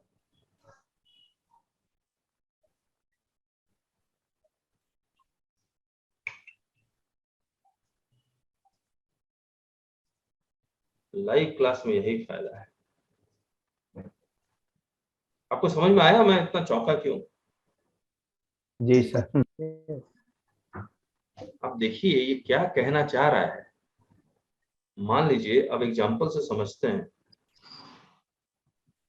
जुलाई का 3B 300 plus 50 wrongly availed, ठीक है। Total ITC claim कितना है? 350।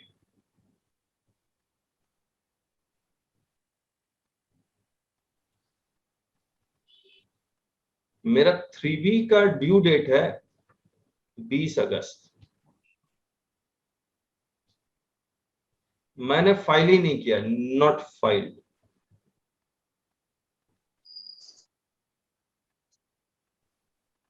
तो अगर नॉट फाइल्ड है तो क्या है?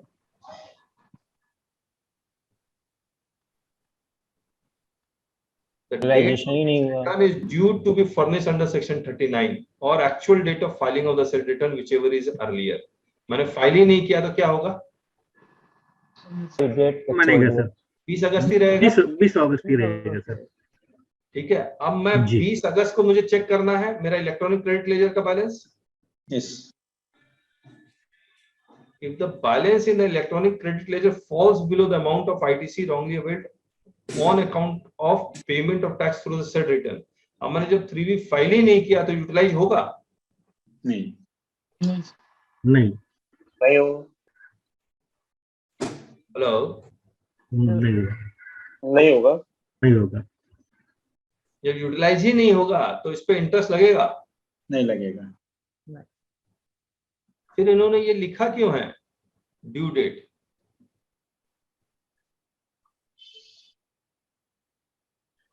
रेट ऑफ टैक्स कैलकुलेशन के लिए इंटरेस्ट नहीं, क्या ITC 3B के अलावा और किसी तरीके से कम हो सकता है? हो सकता है DRC 03 के थ्रू? बिल्कुल वॉलंटरी पेमेंट DRC 03। यस, मुझे लगता है उस केस में यहाँ ये यूज होगा, नहीं तो date of filing of return ही होगा। ठीक बात है। Yeah. असल में क्या होता है सर, एक हाँ। प्रैक्टिकल बात बताऊं जो लोगों ने बहुत किया। हाँ सपोज करिए आज 20 अगस्त है और आज हमारी ड्यू डेट है फाइलिंग की 3B की। हाँ, मुझसे गलती से 3B नील फाइल हो गई। अच्छा, ठीक, अब मुझे लगा कि यार मैंने तो गलत कर दिया, अभी इतने दिन का इंटरेस्ट बनेगा, सामने वाले को लाभ नहीं मिलेगा। तो लोगों ने क्या किया कि उसी दिन 20 तारीख को ही शाम तक DRC 03 से उसको पेमेंट कर दिया। अच्छा, तो हुआ क्या कि भाई टैक्स तो उसने चुका दिया। हाँ, तो ITC कोई से liability चुकाया होगा? नहीं, ITC कैश दोनों से हो सकता है, DRC 03 हाँ हाँ हाँ, ठीक है। उस पर रोक नहीं है। वहां उसने अपना चुका दिया, काम खत्म हो गया।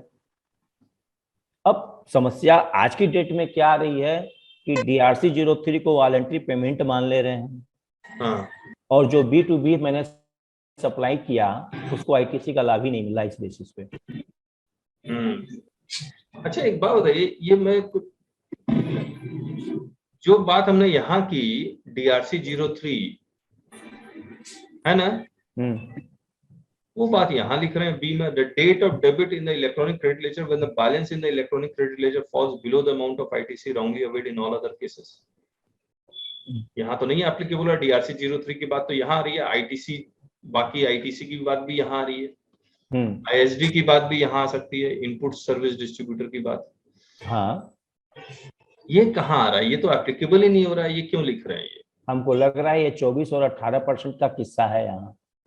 नहीं, अब तो 18% ही रेट हो गया ITC का। हाँ, लेकिन जो पहले था पता नहीं इन्होंने ये रेट्रो है राजेश जी, ये रेट्रो है, 1 जुलाई 2017 से 18 2017 से ही है।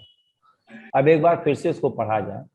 The date of utilization of such input tax credit shall be taken to be। हाँ, मतलब डेट ऑफ यूटिलाइजेशन कब मानेंगे, किस डेट को डेट ऑफ यूटिलाइजेशन मानेंगे? हाँ, द डेट, कौन सी date? On which the return is due to be furnish under section 39।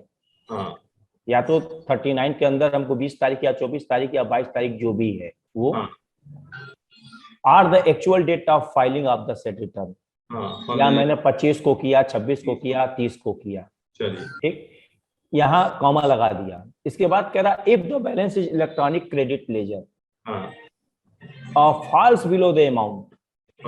तो ये कंडीशन तभी देखनी है जब electronic credit ledger falls below the amount of ITC wrongly availed. हाँ, मान लीजिए उस समय इलेक्ट्रॉनिक क्रेडिट लेजर में मेरे पास 100 रुपए थे और मैंने 10 दिन लेट फाइल कर दिया और उसमें पूरा मैंने 300 रुपया यूज कर लिया,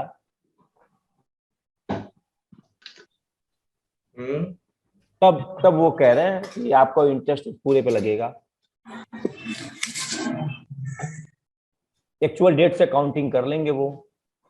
अच्छा, एक बात बताइए, आप मुझे समझ में आ रहा है थोड़ा बहुत, मुझे एक बात बताइए, पेमेंट ऑफ टैक्स और फाइलिंग ऑफ 3B, मैंने पेमेंट ऑफ टैक्स कर दिया लेकिन रिटर्न फाइल नहीं किया, ये पॉसिबल है? हाँ, ऐसा है। आपके कैश लेजर में पड़ा रहता है पैसा। नहीं, एडजस्ट कर दिया, सेट ऑफ कर दिया, लेकिन फाइल तो नहीं किया ना सर। हाँ, फाइल नहीं किया। हाँ, फाइल नहीं किया, कैश लेजर से पैसा खत्म हो गया। हाँ, कैश लेजर पैसा खत्म हो गया। रिटर्न फाइल मैंने बाद में किया। रिटर्न फाइल बाद में किया, ये तो पॉसिबल जो है? रिटर्न फाइल जो बाद में करूंगा तो नेक्स्ट मंथ में इसकी लेट फीस आएगी, लेट फी interest लग नहीं जाएगा। आएगी। ठीक है, अब देखिए ऑन इंटरेस्ट अकाउंट नहीं ऑफ आएगा। पेमेंट ऑफ टैक्स है। हाँ भाई, पेमेंट ऑफ टैक्स तो मैंने कर दिया, सेट ऑफ कर दिया, गवर्नमेंट को मिल गया। ठीक है, ये सेट ऑफ की कहानी है। हाँ, लेकिन रिटर्न फाइल जब मैं करूंगा तो उस जितने दिन मैंने विलंब किया, लेट किया, उतना हमारे ऊपर tax sorry late fees count हो जाएगी, Yes. और मे भी फाइल आपके ऊपर फाइन हाँ। भी इम्पोज कर दे। एक मिनट,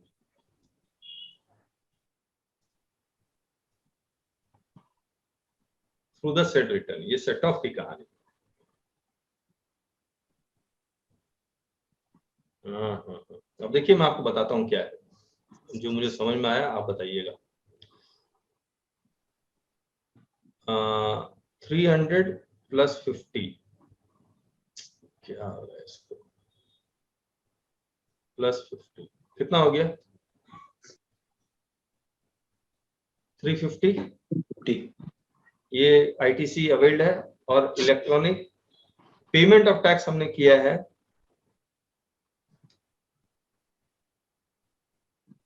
और पेमेंट ऑफ टैक्स किया हमने मान लीजिए 30 तारीख को, 30 अगस्त को, और 3B हमने फाइल किया है 5 सितंबर को। पॉसिबल है? जी सर। तो रॉन्गली यूटिलाइज्ड का जो पीरियड है वो कहां से कहां शुरू होगा? मान लीजिए 20 तारीख ड्यू डेट है, सेट ऑफ कर लिया इसलिए 30 तक। अब ये कह रहा है date on return due date, 20 यानी कि 20 अगस्त। 20 अगस्त। एक्चुअल डेट ऑफ फाइलिंग कौन सा है? 5/9। 5/9। 5/9, हाँ जी। विच एवर इज अर्लियर, यानी कि 20 अगस्त आ जाएगा। हम्म, फिर हम लोग गलत कर रहे हैं। If the balance in the electronic credit ledger falls below the amount of ITC wrongly availed on account of payment of tax through the said return, तो payment of tax हो गया, तो 20 अगस्त रॉन्गली अवेल किया और उसी को मैंने payment of tax में कर दिया, सेट ऑफ कर दिया।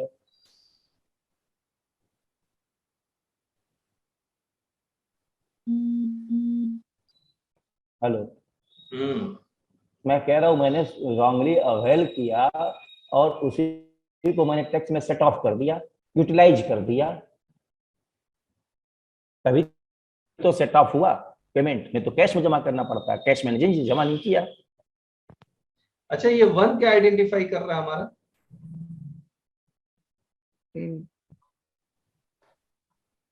पढ़ा जाए, amount wrongly availed shall be constructed to have been utilized. constitute to have been utilized, ये अमाउंट आइडेंटिफाई कर रहा है। हाँ, ठीक है, किस डेट को ये अमाउंट देखना है? Due date Due date. या filing of date which is earlier. और एक्चुअल डेट ऑफ फाइलिंग नहीं सर, मुझे मतलब क्लैरिटी नहीं आ रही है इससे। चलिए कल इसको फिर डिस्कशन कर दिया जाएगा सर। बाकी और कोई कहना कुछ चाहता तो बताइए मेरे को। केवल मैं ही बोल रहा हूँ ऐसा तो नहीं है, सब बोल हो रहा है। हाँ जी सर, जो नहीं सर, क्वेश्चन बोल अभी नहीं हो रहा हूँ। जी सर, एक क्वेश्चन जो अभी आया था सर, अगर वीडियो ऑन जी कीजिए तो समझ में आएगा। हाँ जी सर, जो क्वेश्चन अभी आया था कि ये बहुत इंपॉर्टेंट है, प्रैक्टिकली ये ऑडिट में फेस होता है, एक्साइज में, सेल्स टैक्स में बहुत होता था कि आपके पास लेट से एक अप्रैल या मई को, अप्रैल के इसमें अब जब आप अप्रैल की रिटर्न फाइल कर रहे हैं 20 मई को, तो आपके पास बैलेंस लेट से 0 था क्रेडिट आईटीसी में, लेकिन 1 लाख रुपया आपका करेक्ट आईटीसी है और 50,000 रॉन्ग है, रॉन्गली आप अवेल कर रहे हैं, टोटल 1.5 लाख रुपया हो गया। क्रेडिट लेजर में नहीं, आपने लिया अप्रैल में क्रेडिट, जो क्लेम किया आपने 1.5 लाख का किया, जिसमें से 1 लाख का जो क्रेडिट है वो करेक्ट है और 50,000 का जो क्रेडिट है वो गलत है, रॉन्गली आप अवेल कर रहे हैं। और जो सेट ऑफ आप कर रहे हैं, जो लायबिलिटी है आपकी वो है 40,000 की। 2 साल बाद जब ऑडिट होगा तो डिपार्टमेंट तो इस पे स्ट्रेस करेगा कि ये जो 40,000 का हम तो इस पे स्ट्रेस करेंगे कि हमने ये 50,000 रॉन्गली लिया था, लेकिन ये जो लाइबिलिटी हमने पे की है 40,000 की, वो हमारे करेक्ट में से की है, जो मेरा 1 लाख रुपए का था। ठीक है। और डिपार्टमेंट का स्ट्रेस होगा कि नहीं, आपने ये रॉन्गली अवेल, जो 40,000 जो आपने अवेल किया है, दैट इज सेट ऑफ किया है, that is against the wrongly ITC. नहीं झा साहब, 88B तो इसको तो अब क्लियर कर ही दिया है ना कि रॉन्गली अवेल से कम होगा इलेक्ट्रॉनिक क्रेडिट लेजर, तो उसको हम लोग रॉन्ग यूटिलाइजेशन नहीं मानेंगे। ये तो हुई गया, क्लैरिटी आएगी रूल 88B से। Okay sir. टोटल अवेल्ड में से अगर हम लोग डिस्कस करते तब ये डिस्प्यूट होता। अब डिपार्टमेंट अगर डिस्प्यूट करेगा अमाउंट ऑफ रॉन्गली अवेल्ड, आप बोल रहे हैं 40, डिपार्टमेंट हो सकता है कह सकता है 80, ये डिस्प्यूट हो सकता है। इलेक्ट्रॉनिक क्रेडिट लेजर के बैलेंस में कितना अमाउंट है वो तो फैक्ट्स के बेसिस पे अपने आप पता लग जा रहा है। नहीं, उस पर्टिकुलर मंथ में हालांकि मैंने सेक्शन 88 भी नहीं देखा है सर, बट उस पर्टिकुलर मंथ में मैं 1.5 लाख का क्रेडिट ले रहा हूँ और 40,000 का मैं लायबिलिटी सेट ऑफ कर रहा हूँ, तो ये मैं कैसे जस्टिफाई करूंगा कि वो 40,000 किस में से था, 1 लाख में से था? जरूरत नहीं है ना साहब, उसकी जरूरत नहीं है जी। तो जरूरत नहीं है, क्योंकि मैं आपको फिर से दिखलाता हूँ 88B, इसी पे तो आप मिस कर गए। ITC wrongly availed shall be constituted to have been utilized when the balance in the electronic credit ledger falls below the amount of input tax credit wrongly availed। wrongly availed से कम अगर हुआ तब मानेंगे wrong utilization। जी sir. ठीक है, मैं आपको example ले लेता हूं। आप ये कह रहे हैं 1 लाख प्लस 50,000, ठीक बात है? जी सर। इलेक्ट्रॉनिक क्रेडिट लेजर में कितना बचा हुआ है आपका? 0 है, लेट्स से। जीरो बचा हुआ है, लेट्स से उस महीने, हाँ उस वक्त 0 है। अभी 1.5 लाख लाख हम ले, 50,000 रॉन्गली यूटिलाइज हो ही गया। नहीं 1 लाख करेक्ट है और 50,000 रॉन्गली है, तो 1.5 लाख हो गया। इलेक्ट्रॉनिक क्रेडिट लेजर में कितना बचा हुआ है? 0 है। 0 है, तब तो ये रॉन्ग यूटिलाइजेशन हो ही गया 50,000। लेकिन अगर इलेक्ट्रॉनिक क्रेडिट लेजर में मान लीजिए 1,20,000 है बचा हुआ, या 1 लाख बचा हुआ है, इतना बचा हुआ मान लीजिए, तो अब इलेक्ट्रॉनिक क्रेडिट लेजर में क्या ये 50,000 से कम हुआ है? 40,000 हुआ है। रॉन्गली अवेल कितना है आपका? 50,000। इलेक्ट्रॉनिक क्रेडिट लेजर में बचा हुआ कितना है आपका? 1 लाख। तो ये क्या 50,000 से भी कम हुआ है? नहीं हुआ है, तो इसको रॉन्गली यूटिलाइज नहीं मानेंगे, ये एज पर दिस दिया ही हुआ है। ओके। यस, और किसी को कुछ? ठीक है झा साहब। जी सर, थैंक यू सर। वो बताइए, ये जो पोर्शन में हम लोग फंसे हुए हैं, ये वाला, ये क्लैरिटी नहीं आ रही है सर। यहाँ पे सर सर हाँ बताइए संतोष जी। सर यहाँ पे क्या उन्होंने, अगर समझे मान लीजिए मुझे अप्रैल में 500 रुपया अवेलेबल है क्रेडिट लेजर में, यानी कि 2 में 500 अवेलेबल है और मैंने 600 लिया है, और मैंने रिटर्न बाद में फाइल किया है, कभी मान लीजिए कि ड्यू डेट के बाद, और ड्यू डेट के समय मेरा 500 ही क्रेडिट बैलेंस है 2B के हिसाब से भी, तो उसके बाद मुझे, मैं जब यूटिलाइज करूंगा 600, बाद में 600 जो यूटिलाइज करूंगा उसको, मुझे सिर्फ ड्यू डेट के टाइम पे जो जितना क्रेडिट रहेगा उतना ही मुझे मिलेगा, उसके ऊपर जो रहेगा उसके ऊपर मुझे इंटरेस्ट देना पड़ेगा, वही that will be wrongly utilized. अब फिर से बोलिए संतोष जी, मैं लिखता हूँ। यस। अच्छा सुनिए, हम लोग किसी और दिन इस पे डिस्कस कर लेंगे, लेकिन मुझे अभी फिलहाल तो I am not able to, ये मुझे समझ में नहीं आ रहा है ये क्या कहना चाह रहा है।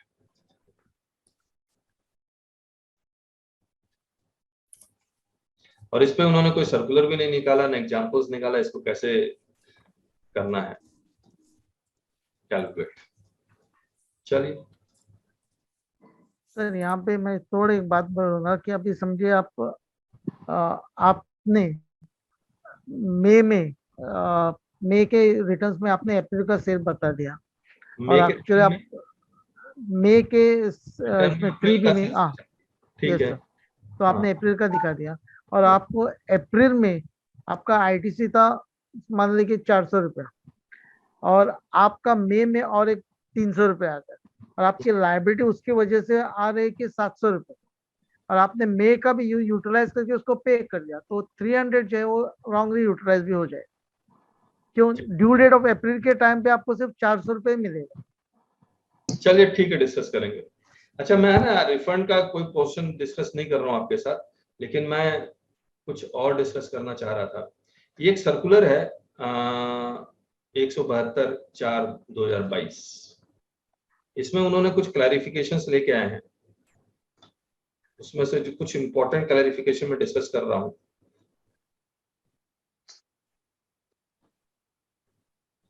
सत्रह पांच में आपको कुछ मैं बताता हूँ, उनकी लॉ दिखलाता हूँ। लॉ एक सर अभी रेट ऑफ इंटरेस्ट इन्होंने फिक्स कर दिया है ना सर 18%। हाँ 24 निकाल ही दिया सर पूरा लॉ में से। हाँ 24 अब नहीं है। और उसका नोटिफिकेशन मैंने लिखा नहीं है, पिछले बार में आया तो था, ये लिखा नहीं। सेक्शन 17 विनय जी है या नहीं है? विनय जी?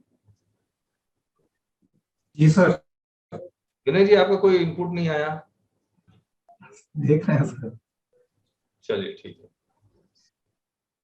अच्छा, एक बात बताइए, ये 17/5 आप देख रहे हैं, ये 17/5 जिसका ए बी का 1 2 3 और ये प्रोवाइजो दिया हुआ है। तो ये जो प्रोवाइजो है ये सिर्फ तीसरे के लिए है या 1 2 3 तीनों के लिए है? 1 2 3 ये प्रोवाइजो तीनों के लिए या सिर्फ इसके लिए? एडवांस रोलिंग में तो इसमें कहानी लगा रखी है। अच्छा, और आपको याद होगा हमने तीनों के लिए है। के बारे में बात किया था, अगर लाइन नहीं शुरू होती है ऐसे 1 2 3 लाइन नहीं शुरू हो गई तो ये तीनों के लिए होगा। जैसे ये प्रोवाइजो सिर्फ किसके लिए है? ऊपर 1 वाले के लिए, सिर्फ 1 वाले के लिए। और ये नीचे 2 3 के लिए। नहीं, ये तीनों के लिए। और यही सर्कुलर में इन्होंने क्लैरिफाई किया है, ये वाला।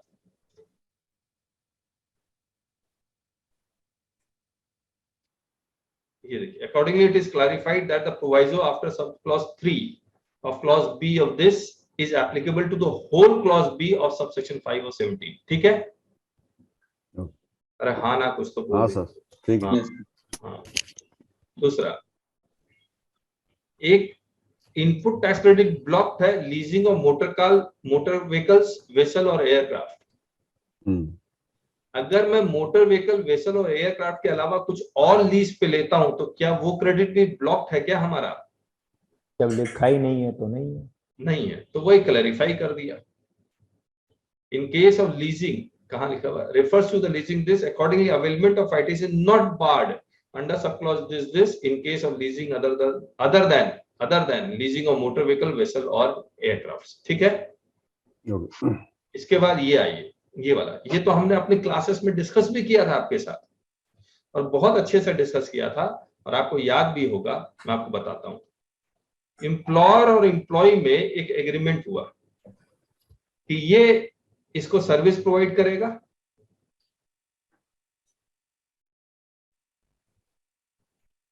और इस सर्विस के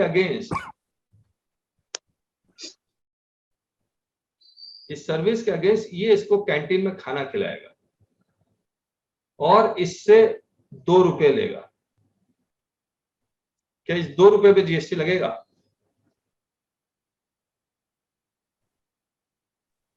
नहीं लगेगा। नहीं लगेगा। बाकी लोग? नहीं लगेगा। और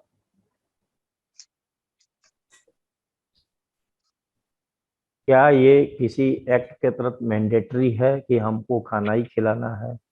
नहीं, कोई मैंडेटरी नहीं है, लेकिन कॉन्ट्रैक्ट ऑफ एम्प्लॉयमेंट में लिखा हुआ है।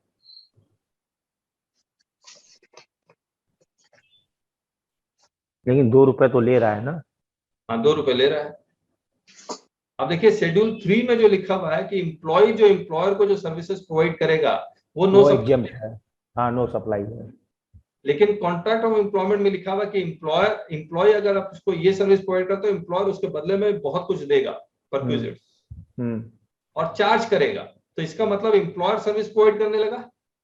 हाँ, तो क्या तब इस तो लग जाएगा। एम्प्लॉयर जो सर्विस प्रोवाइड कर रहा है दो एज पर कॉन्ट्रैक्चुअल एग्रीमेंट, इसके ऊपर जीएसटी लगेगा या नहीं लगेगा? अगर एम्प्लॉय को दे रहा है तो नहीं लगेगा, लेकिन एम्प्लॉयर को अगर कोई सर्विस करेगा ऐसा तब तो लगेगा। देखिए आपको याद नहीं है, हमने आपको बताया था अगर कोई भी कॉन्ट्रैक्ट एग्रीमेंट के अकॉर्डिंग एम्प्लॉयर एम्प्लॉय को दे रहा है तो उसके ऊपर जीएसटी नहीं लगेगा, even if he is charging it. Yes, बोला था। बहुत सारे एआर के जजमेंट आए थे जहां पर कह रहे थे लगेगा। फिर मैं ही शायद इकलौता था पूरे इंडिया में जहां पर यह कह रहा था कि अगर कॉन्ट्रैक्ट एग्रीमेंट के थ्रू है, कॉन्ट्रैक्चुअल एग्रीमेंट के अकॉर्डिंग है तो जीएसटी नहीं लगना चाहिए, वो शेड्यूल 3 में आएगा। आप लाइव क्लासेस खोल के देखिएगा। यस सर, याद है। और यही सर्कुलर लिख भी रहा है। वो तो हम लोग डिस्कस किए थे, राजस्थान की एडवांस रूलिंग भी हम लोगों ने डिस्कस किया था इस पर। चलिए अब आगे करते हैं। ये whether the amount available in the electronic credit ledger can be used for making payment of any tax under the GST laws। अब देखिए कहानी क्या है। ये 49 सबसेक्शन 4 ये कहता है कि इलेक्ट्रॉनिक क्रेडिट लेजर में जो आपके पास पैसा है वो आप आउटपुट टैक्स के लिए यूज कर सकते हैं। ठीक बात है। किसमें पैसा है? क्रेडिट लेजर, यानी कि ITC shall be utilized for payment of what? Tax, output tax. अब मैं आपसे पूछना चाह रहा हूं, can ITC be utilize for payment of pre deposit? No. No, Orissa high court ने कहा। क्या ITC be utilize for payment of bail amount? No. हाँ जी, नो। दिल्ली हाई कोर्ट ने कहा यस। और ये दोनों मैंने यहां पर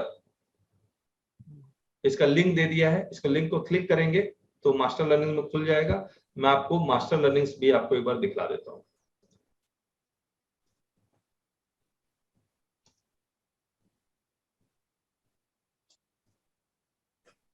judgement, high court, supreme court,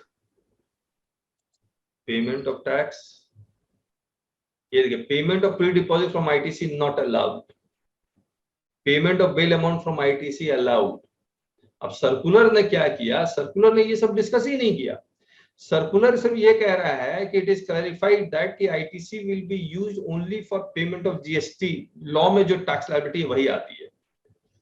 Accordingly, it is clarified that any payment towards output tax, whether self-assessed in the return or payable as a consequence of any proceeding instituted under the provisions of GST, जहां पर आपका 73 हो गया, 74 हो गया, वहां पर आप ITC यूज कर सकते हैं। can be made by utilization of the amount available in the electronic credit ledger of a registered person. It is further reiterated that output tax does not include tax payable under reverse charge mechanism, implying thereby the electronic credit ledger cannot be used for making payment of any tax which is payable under reverse charge mechanism. In pre-deposit silent है, bail amount silent है। क्यों silent होगा? Sir जब bell amount है, जब हम bill गए जा किस लिए, रॉन्गली हमने यूटिलाइज किया या रॉन्गली अवेलमेंट किया, फेक इनवॉइस का केस है तो कैसे यूज करने देगा? पता नहीं, लेकिन दिल्ली हाई कोर्ट का जजमेंट वो मैंने आपको दिखलाई दिया। आप हाँ लेकिन लीजिएगा, हाँ है ना, क्योंकि सर्कुलर आ गया है।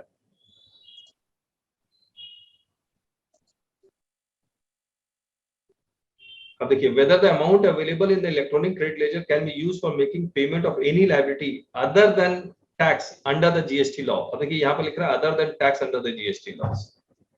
अब प्री डिपॉजिट क्या है?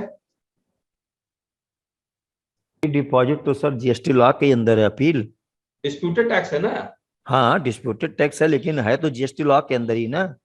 देखिए क्या लिखा हुआ है, As per section 49 subsection 4, the electronic credit ledger can be used for making payment of output tax only under the CGST Act or the IGST. It cannot be used for making payment of any interest, penalty, fees or any other amount payable under the said acts. अब यहाँ पर तो बड़े चुपचाप से कह रहा है, कुछ expressly नहीं कह रहा है. Similarly, electronic credit ledger cannot be used for payment of erroneous refund sanctioned to the taxpayer where such refund was sanctioned in cash. Cash ledger क्या यूज कर सकते हैं? हाँ, कैश लेजर किसी भी तरह का पेमेंट के लिए यूज कर सकते हैं. किसका? एक मिनट होल्ड कीजिएगा आप लोग. Other than GST law. Yes,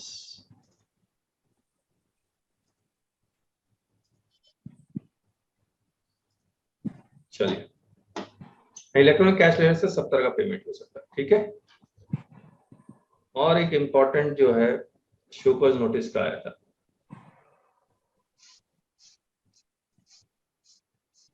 show cause notice issue करने का लास्ट डेट अब क्या कर दिया? 17/18 का.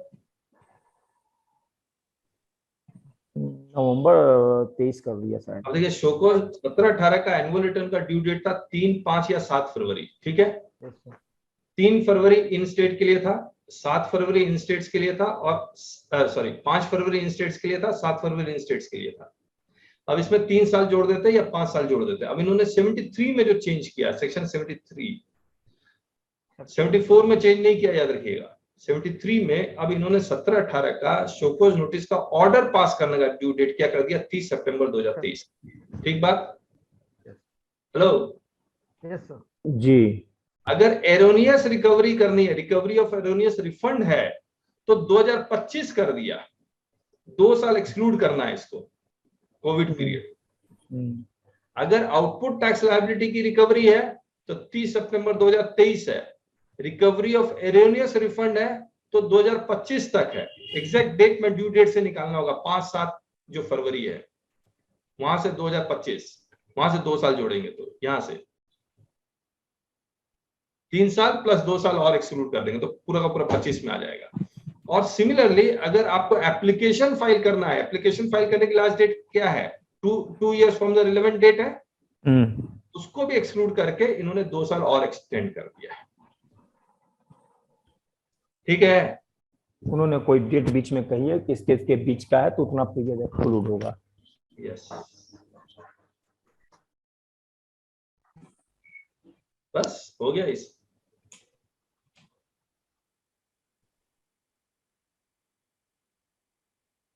बताइए, और किसी को कुछ कहना है तो. 151 पे क्या हुआ सर? क्या वीडियो ऑन कर लीजिए, तो वीडियो ऑन कर लीजिए.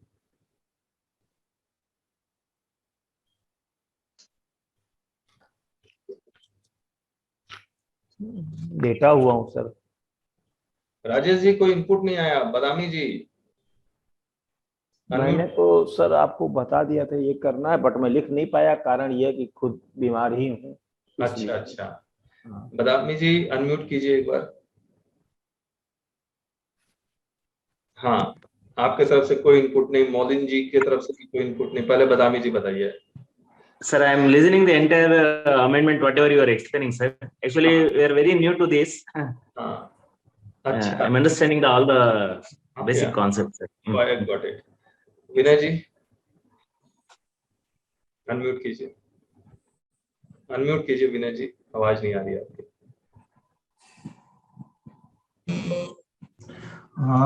नोटिफिकेशंस पढ़े थे सर, एक बार वापस से गो थ्रू करना पड़ेगा. इतना डिटेल में थोड़ा सा देखना पड़ेगा. अभी जो डिस्कस किया है उस हिसाब से.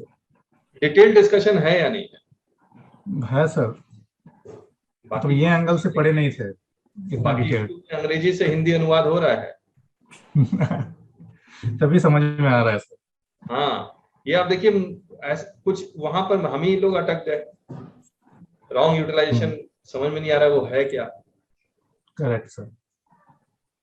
मौलिन जी. मैं वो आप जो बोल रहे थे वही समझने की कोशिश कर रहा था. अभी तक तो इतना डीपली गया ही नहीं था. हाँ. अब ये आपने समझा तब समझ में आया कि इतना डीप में भी पढ़ना पड़ेगा आप सब. हाँ, क्योंकि नोटिस आएगा तो वो तो कुछ भी कर सकता है ना. हाँ प्रशांत मिश्रा जी। हाँ नमस्ते सर। नमस्ते, वीडियो ऑन कर पाएंगे?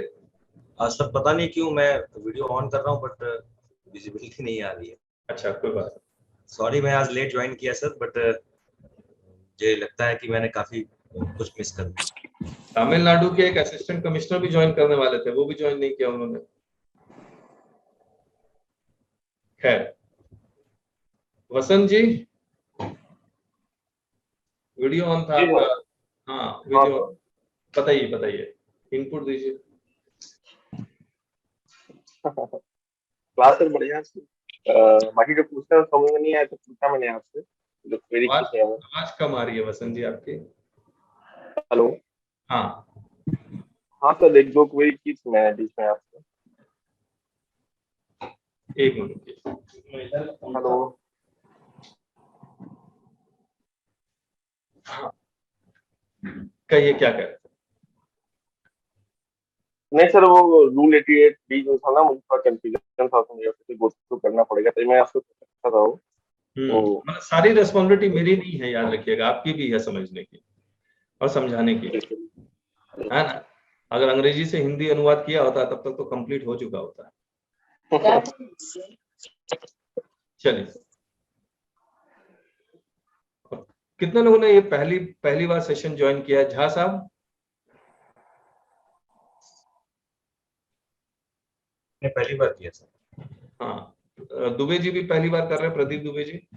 नहीं सर, मैं एक क्लास आपका पहले भी ले चुका हूँ और मैं फॉलो अप भी करता हूँ आपके साइट से, इंफॉर्मेशन कलेक्ट करता हूँ उनसे। हाँ ओके। झा साहब ने तो वीडियो क्लासेस ली हुई है, मुझे याद है। चलिए, तो आपसे यही रिक्वेस्ट है कि जो लाइव हैंडलिंग जीएसटी नोटिसेस हैं वो अटेंड जरूर से कीजिए। ऐसे इंटरेक्टिव सेशन होता है, आप कुछ कहते हैं, मैं कुछ कहता हूं, फिर एक कंक्लूजन निकलता है और एक एक शब्द हम लोग पढ़ते हैं, उसको समझने की कोशिश करते हैं, तब जाके पता लगता है कि हाँ जीएसटी लॉ कह क्या रहा है। चलिए फिर, ये सेशन तो अब मैं ये पूरा सेशन यूट्यूब में डाल दूंगा। Yes sir. शेयर कर सकते हैं, बाकी लोगों के साथ बता सकते हैं। सर आपकी कोई क्लासेस चलने वाली है? क्लासेस अभी चल रही है, how to handle GST notices. तो अगर इसको ज्वाइन करना हो तो सर कैसे ज्वाइन कर सकते हैं? taxbykk.com में जाइए। हाँ। और वहां से आप ज्वाइन कर सकते। आपने हमारी जीएसटी वॉल्यूम 1 वॉल्यूम 2 की भी क्लासेस ली है क्या? नहीं सर, अभी हम कोई क्लासेस, एक सिंगल क्लास। दुबे जी आप एक बार अपना बैकग्राउंड बता दीजिए ताकि मुझे बताना आसान हो जाए। मैं अकाउंट्स मैनेजर हूँ सर एक कंपनी में। अच्छा अच्छा, किस सिटी में? Bhadohi sir, Uttar Pradesh, Bhadohi near Varanasi. Okay okay okay, ठीक है। और आपने जीएसटी की हमारी कोई भी क्लासेस नहीं ली है ना? नहीं सर। देखिए, तो क्या है कि how to handle GST notices के साथ किताबें और सारी क्लासेस, ये सारे ले लीजिए और 1 साल की वैलिडिटी मिल जाएगी आपको जी। और इसमें अभी कुछ डिस्काउंट भी चल रहा है 16% का, वो भी मिल जाएगा। तो आप मुझसे अलग से बात कर लीजिएगा और ये क्लासेस कीजिए, आपको रियली में फायदा होगा। और मुझे लगता है यहाँ पर बहुत सारे पार्टिसिपेंट्स हैं, वो भी बता पाएंगे आपको फायदा हो रहा है नहीं। मैं अभी हमने इनको एक होमवर्क दिया है 151 का नोटिस का रिप्लाई लिखने के लिए। जी जी। उनसे हम लोग रिप्लाई लिखवा रहे हैं, फिर हम लोग उस पर डिस्कस करेंगे। ऐसा नहीं है वन वे होगा, वन वे बिल्कुल नहीं होगा, 2 वे होगा। और समझ लीजिए,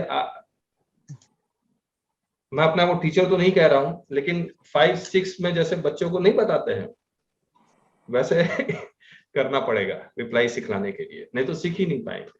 जी जी जी सर। ठीक है, hope everyone agrees to this. Vinay ji, आपने 151 का नोटिस का रिप्लाई नहीं भेजा कि भेजा? अनम्यूट कीजिए, अनम्यूट। सर आज भेजता हूँ। हाँ भेजिए। चलिए फिर रिगार्डिंग रिप्लाई एक बात पूछ सकता हूँ क्या सर? हाँ हाँ सर मैंने अपने 2 लेटर में लिखा था कि अपॉर्चुनिटी ऑफ हियरिंग में बी ग्रांटेड, इसका क्या मीनिंग होता है सर? मतलब कोई डायरेक्ट नोटिस, शोकॉज नोटिस मत इशू कर दीजिएगा, पहले मुझे बुला लीजिएगा ओके और एक्सप्लेनेशन के लिए। राजीव जी, लेकिन मैं आपको बता दूं, आपका रिप्लाई मुझे बहुत पसंद आया, आपने जो रिप्लाई लिखा है। Thank you sir. मैं डिस्कस करूंगा। ओके आपकी वोकैब अच्छी है। गुड। कल मिलते हैं हम लोग, फिर वो उसी लिंक में मिलेंगे, लाइव क्लासेस वाली लिंक में। ठीक है? Okay okay thank you. Pradeep ji जरूर से ज्वाइन कीजिए।